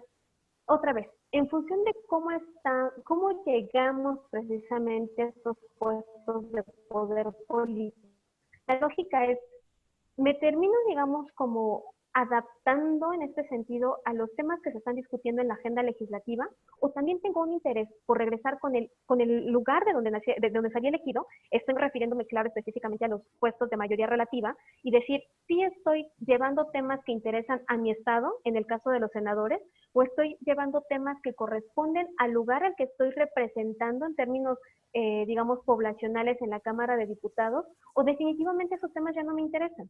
Porque lo que decía hace un momento, que haya cosas que no bajan a los estados, también tiene que ver con los referentes simbólicos que están en estos lugares, pero que tampoco se accionan de alguna manera. Entonces, esto también tenemos que revisarlo y todo esto integra precisamente lo que hoy se concibe como esta representación sustantiva. Voy a cerrar con esta sí, para darles el tiempo también que me habían mencionado un poquito, y justo hablar precisamente de que en las cámaras, para que esta agenda legislativa se posicione, hay 2 factores externos y factores internos que son al interior precisamente del recinto legislativo. Y que estos factores afectan, por supuesto, los temas que se reconocen como agenda legislativa. En los factores externos, tenemos también que impulsar cuestiones para emprender, para promover y para destinar recursos. Nótese otra vez la importancia de los recursos. Hay cosas que si se tienen, digamos, que poner, no es nada más un asunto de buena voluntad, sino analizar precisamente todas las implicaciones económicas que tiene para que sea factible, para que sea real. Entonces, esto lo pongo ahorita como un paréntesis también. Cuando nosotras proponemos políticas públicas que tengan agendas de género, que tengan esta intención de ser realistas, también tienen que pasar por un tamiz donde veamos qué es lo que necesitamos. No nada más lo que queremos transformar, sino si disponemos o no disponemos de los recursos, y ojo, no nada más en términos económicos, sino también en términos, digamos, como de personal. ¿Quiénes son las personas de mi partido que van a fundar mi propuesta? ¿Cuento con su apoyo o no cuento con su apoyo? O sea, porque a veces el cabildeo de estos derechos no es nada más con otras fuerzas políticas, es desde tu propio partido político, de si están dispuestos o no a apoyar la agenda que tú pretendes impulsar. Y a veces es triste decirlo, pero algunas de las barreras también se encuentran desde el principio, donde, como lo decía en otro momento, el argumento de espérate tantito, porque este tema ahorita, el asunto de la reforma energética es más importante. El tema de las mujeres sí es importante, pero lo dejamos para después. Entonces, desde ahí es donde tenemos que ver cómo podemos accionar precisamente este apoyo a nuestras agendas. Ahora, otro de los factores externos que tenemos allí para poderlo impulsar es justo el que les decía al principio, el que tiene que ver con las organizaciones de la sociedad civil, con los movimientos de mujeres. Si ustedes vieron, por ejemplo, cuando se estaban discutiendo estos temas en el estado de Veracruz, en el tema de la despenalización, si vieron cuando ocurrió precisamente en la Ciudad de México, que todas las colectivas estaban afuera, en Oaxaca les decía no fue la excepción, o sea, estaban todas las mujeres, estaban todas emocionadas allí gritando y coreando un montón de consignas, pero era todo este apoyo que había detrás y que es importante decirlo. Algunos de los legisladores que de repente estaban como en duda porque no sabían hacia dónde direccionar su voto, las asociaciones civiles hicieron este esfuerzo por ir con ellos, o sea, como en una especie de capacitación, por decirlo de alguna manera, de tratar de llevar comunicados y decirles por qué sí era importante que votara a favor. Porque a veces entre estos votos indecisos es donde se juega precisamente una reforma que puede ser benéfica para las mujeres en sentido de su libertad sexual o en términos de seguirlas encarcelando de una manera completamente brutal e injustificada. Entonces, no estamos hablando de cosas sencillas, estamos hablando de vidas humanas que se están jugando y de allí la importancia de esto. De movimientos de mujeres, por supuesto, y decíamos también del asunto de los actores internacionales. En Argentina también, cuando se dio todo este movimiento de la marea verde, es impresionante las narraciones que hay al respecto sobre cómo muchas organizaciones internacionales brindaron todo este apoyo, también todo este respaldo, porque, otra vez, hay que decirlo, a nivel internacional no hay un efecto jurídico, pero lo que sí hay es este respaldo internacional que se puede llevar en función del tema que se está discutiendo. Y de esto también tenemos que aprender a llegarnos para que nuestras agendas puedan resultar más exitosas en este tipo de temas. Voy a detenerme aquí, si hay algún comentario, alguna pregunta al respecto. No, hasta el momento no, pero si alguien gusta tomar la palabra, con mucho gusto podemos dársela. Ok, Rosita, alza la mano. Por favor, abre tu micrófono. Gracias. Bueno, en primera, muchísimas felicidades y mi agradecimiento por tus palabras, Flor. Excelente presentación. Solo quiero hacer dos acotaciones. Una ya la escribí, que no se trata de acceder por cuerpo y cara de mujer, se trata de que no por ser mujeres se nos vete. Esa es una. Coincido con el presupuesto y ya se informó que mañana se hablará al respecto. Y dos, me preocupa mucho cuando se habla de los cargos de elección popular, por ejemplo, el Senado o la Diputación. No vemos o no hay diputadas ni diputados de primera y de segunda.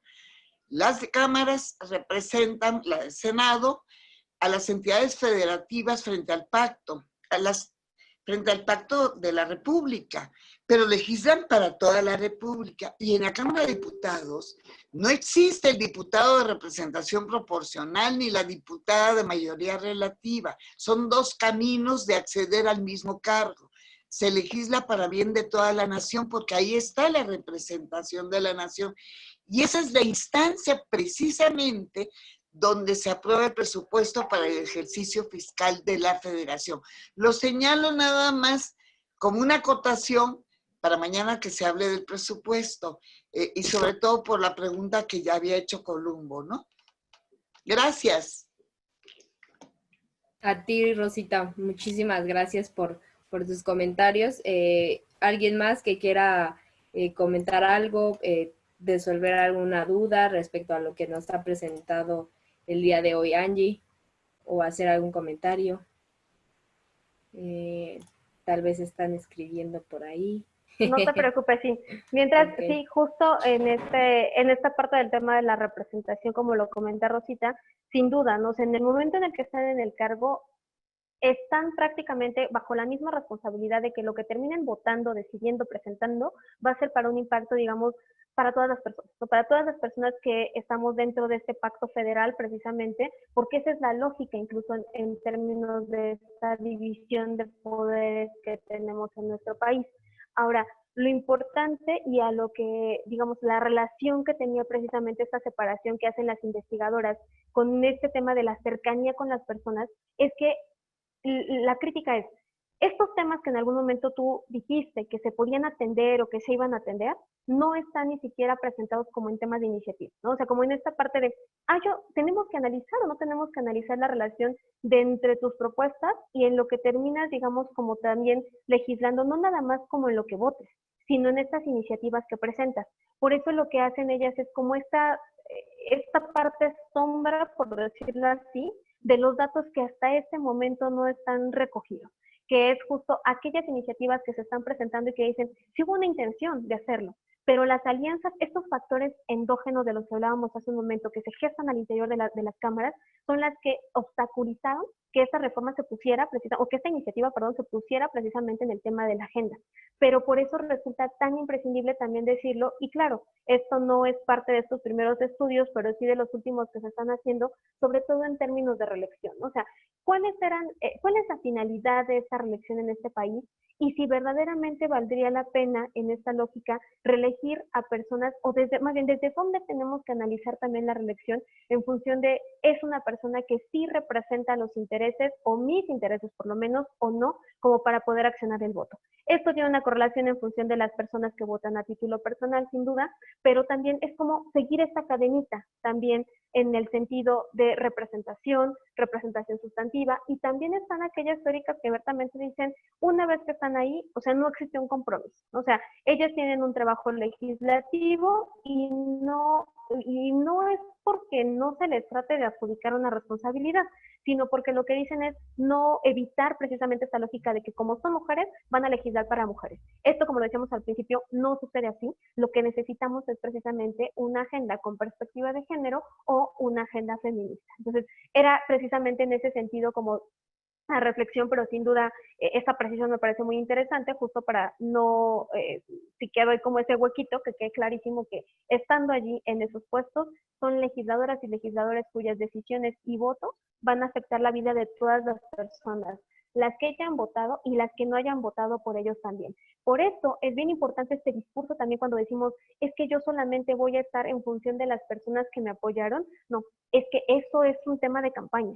Cuando tú estás en el poder político, ya no es nada más para las personas que te apoyaron, sino también por aquellas personas que no votaron por ti, por las que vas a terminar tomando decisiones que afectan sus vidas. Entonces, desde ahí es donde tenemos que analizar también estas figuras de las y los legisladores y por supuesto también la misma figura de gobernadores y de presidentes. Entonces, entender hasta dónde llega el límite de las campañas y hasta dónde tu actuar es para toda la República. Va a afectar a todas las personas, a todo tu estado, o va a afectar finalmente a todas las personas, ¿no? Hombres y mujeres. Entonces, ahí era justo esa precisión que sí me parece bastante importante. Gracias, Rosita.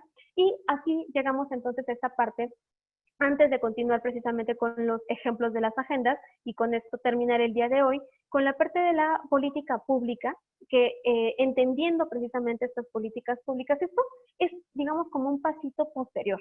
Pero ¿por qué lo pongo en este momento? Porque para pensar en nuestras agendas, también vale la pena hacer un análisis precisamente de lo que tendría que traducirse como política pública. ¿Por qué? Porque a veces llegan los temas, se discuten y después viene el problema de ¿y cómo las llevamos a cabo? O sea, ya está ahí toda la idea, pero pues, y después parece como ese es un asunto que a mí no me toca resolver y pues que lo resuelvan otros u otras. Y estos análisis más integrales, o sea, prácticamente lo que están proponiendo es, aquí está, y aquí está la forma, primero para que no me diga por lo cual es necesario, y en segundo lugar, de por qué es urgente también atender este tema. Tenemos, en primer lugar, que una política pública justo es un conjunto, una secuencia, un ciclo, una espiral, y lo ponen así como espiral, este otro lo pone como espiral, porque no es algo que termine y se rompa, en el sentido de que se tiene que evaluar para ver si seguimos por este camino o volvemos a plantear algo distinto, de acciones intencionales y causales que han sido definidas por el tipo de interlocución que tiene lugar entre el gobierno y sectores de la ciudadanía. Esto es increíblemente importante, y sobre todo también en el papel que juegan los propios partidos políticos, en ser precisamente estas instituciones que se colocan prácticamente en medio, y sobre todo analizar el papel que hoy por hoy y la importancia que hoy siguen teniendo los partidos políticos. Cuando se hablaba en el año antepasado, hubo todo un tema de era mejor desaparecer los partidos políticos, o sea, que los partidos políticos dejaran de existir porque se gasta mucho en ellos, y etcétera, etcétera, etcétera. Para mí y para otras personas es difícil, por no decir imposible, concebir una democracia sin partidos políticos. O sea, son inherentes de alguna manera a la naturaleza democrática de nuestra sociedad. Impulsemos otras figuras como candidatos independientes si se desea, pero no se pueden prescindir de los partidos políticos en cualquier régimen que aspire a denominarse democrático, al menos no desde este modelo de democracia que tenemos en este país. Entonces, ¿cuál es el papel tan importante que tienen? Y aquí hay que pensar dos cosas. O sea, la postura de tratar de desaparecerlos sí tiene que ver con un tema de desencanto, pero también es una reivindicar la importancia que tiene la democracia y como partidos políticos en esta cuestión de interlocución precisamente entre el gobierno y la ciudadanía. Es un conjunto de acciones a emprender que han sido decididas por las autoridades públicas, legítimas, y cuya decisión las convierte formalmente en públicas y legítimas. Es decir, adquieren su reconocimiento, adquieren su legitimidad, y nótese otra vez, la palabra de legitimidad no implica nada más que esté dado a partir del órgano autorizado, sino que va a tener también un respaldo jurídico. Son estos dos componentes precisamente que otorga la legitimidad, y es un conjunto de acciones que son llevadas a cabo por actores gubernamentales o por estos en asociación con actores sociales, económicos o civiles. Nuevamente, la importancia de los movimientos que están atrás precisamente de estas demandas, impulsando toda esta exigencia de derechos. Y se convierte en un conjunto de acciones que configuran un patrón de comportamiento del gobierno y de la sociedad. ¿Cómo poder saber si un gobierno es feminista o no? Basta simple y sencillamente con ver las acciones que están tomando en función de las vidas de las mujeres y los efectos que pueda tener para muchos temas. O sea, ¿cómo saber si tiene perspectiva de género o no? Nuevamente, revisemos si lo que está proponiendo verdaderamente va a reducir la desigualdad o no, o seguimos estereotipando. Entonces, son estas luces que les decía, esto que se convierte en política pública, atraviesa sin duda la agenda pública y atraviesa la agenda legislativa, porque de lo contrario, cuando terminamos tomando las acciones y convirtiéndolas en políticas públicas, el desastre termina siendo que podemos agravar la desigualdad en lugar de reducirla. Entonces, y por supuesto, en el otro peor de los escenarios también, que es ser completamente omisos a las demandas que estamos exigiendo en este momento. Tenemos, ahí está. Nada más estos elementos que nos sirven también para el momento de diseñar las propias, poner en las agendas qué es el problema, cómo identificamos precisamente el problema y que este tiene que ser parte de la agenda. Tenemos el asunto precisamente de cuáles son los problemas que en este momento urgen en ese país. O sea, ¿en qué tendríamos que estar trabajando? Esto se los pongo como pregunta para que incluso si alguien quiera hacer alguna aportación en este momento o llevárselo de tarea para que mañana lo platiquemos también. ¿Cuáles son los temas que ahorita tendremos que estar discutiendo para mejorar las condiciones de igualdad entre unos y otras? Ubicar precisamente el problema. En el segundo lugar es posicionarlo, como lo decíamos, en este interés público, en esta agenda pública. Viene el tema del diagnóstico, es definir el problema, cuáles son las causas que nos han llevado a esta situación. Yo les decía hace un momento, entender el feminicidio no como un caso aislado. El feminicidio también es parte de toda una violencia estructural. Entonces, si en el diagnóstico no hacemos caso de esta violencia estructural, nuestra mirada también está a medias. Entonces, y a veces las políticas públicas fracasan precisamente porque no está integrada una mirada más completa. Les he insistido también, convivir con otras disciplinas no es nada más una invitación, es una necesidad para entender los problemas sociales. Ubicar las causas, como les decía, proponer una solución, que es este tercer paso, y cuáles son las opciones que tenemos para atacar el problema. Atacar este problema público, decidir cuál será la opción más adecuada a nivel local, a nivel nacional. Yo les decía hace un momento, por nuestro mismo ordenamiento, hoy tenemos tipificada la violencia política, pero a nivel estatal, cada uno de los congresos tendrá que hacer su propia chamba para que esto quede desde allí, impreso desde lo local. Y no solo eso, los OPLES, el mismo INE, o sea, también tienen chambas adicionales, trabajos adicionales, precisamente como parte de esta solución para atender verdaderamente este problema, porque otra cosa es importante decirlo cuando pensemos en agendas con perspectiva de género. La legislación es importante porque de ella nos sostenemos, de ella nos agarramos, por decirlo de alguna manera, para que podamos demandar nuestros derechos. Pero el otro asunto importante también es el asunto cultural. Y les decía, en esta reforma de violencia política es bien interesante lo que hicieron porque fue tipificar, pero a la par tenemos que seguir continuando con nuestra educación cívica. Porque de lo contrario, lo que hemos visto es que las leyes o muchos de los derechos político-electorales, me refiero específicamente a ellos en este país, que tiene que ver con los derechos de las mujeres, han sido aprendidos a golpe de sentencia que después se han convertido en parte de las legislaciones, pero que también deben ir a la par de un cambio sociocultural, porque si esto no sucede, los efectos también terminan siendo graves. ¿Tenemos a dónde acudir legalmente? Sí, pero el problema es que tenemos que atacar el problema de raíz también. Y el tema de la estrategia, desde la comunicación política, como ya lo habíamos dicho, lo habíamos revisado en otro momento, que va precisamente a la par de cómo evaluamos, decíamos en algún momento en este caso específico, los liderazgos de las mujeres y de los hombres, pero también cómo vamos a llegar a estos medios para que este tema sí se considere como parte de las agendas. ¿De qué estamos hablando específicamente aquí? De estas estrategias mediáticas que sirven precisamente para impulsar estas agendas partidistas. Tenemos el asunto de los recursos, este es importantísimo, se dispone o no se dispone de este financiamiento para poder accionar esta política pública y que no se quede nada más como en una cuestión que se termina legislando, pero no hay forma de poderlo llevar a cabo. Y finalmente tenemos la parte de la ejecución, que es justo valorar con base en determinados estándares el desempeño de los operadores, la calidad de los productos y los resultados sociales con la pretensión de validar la política pública, corregirla o mejorarla.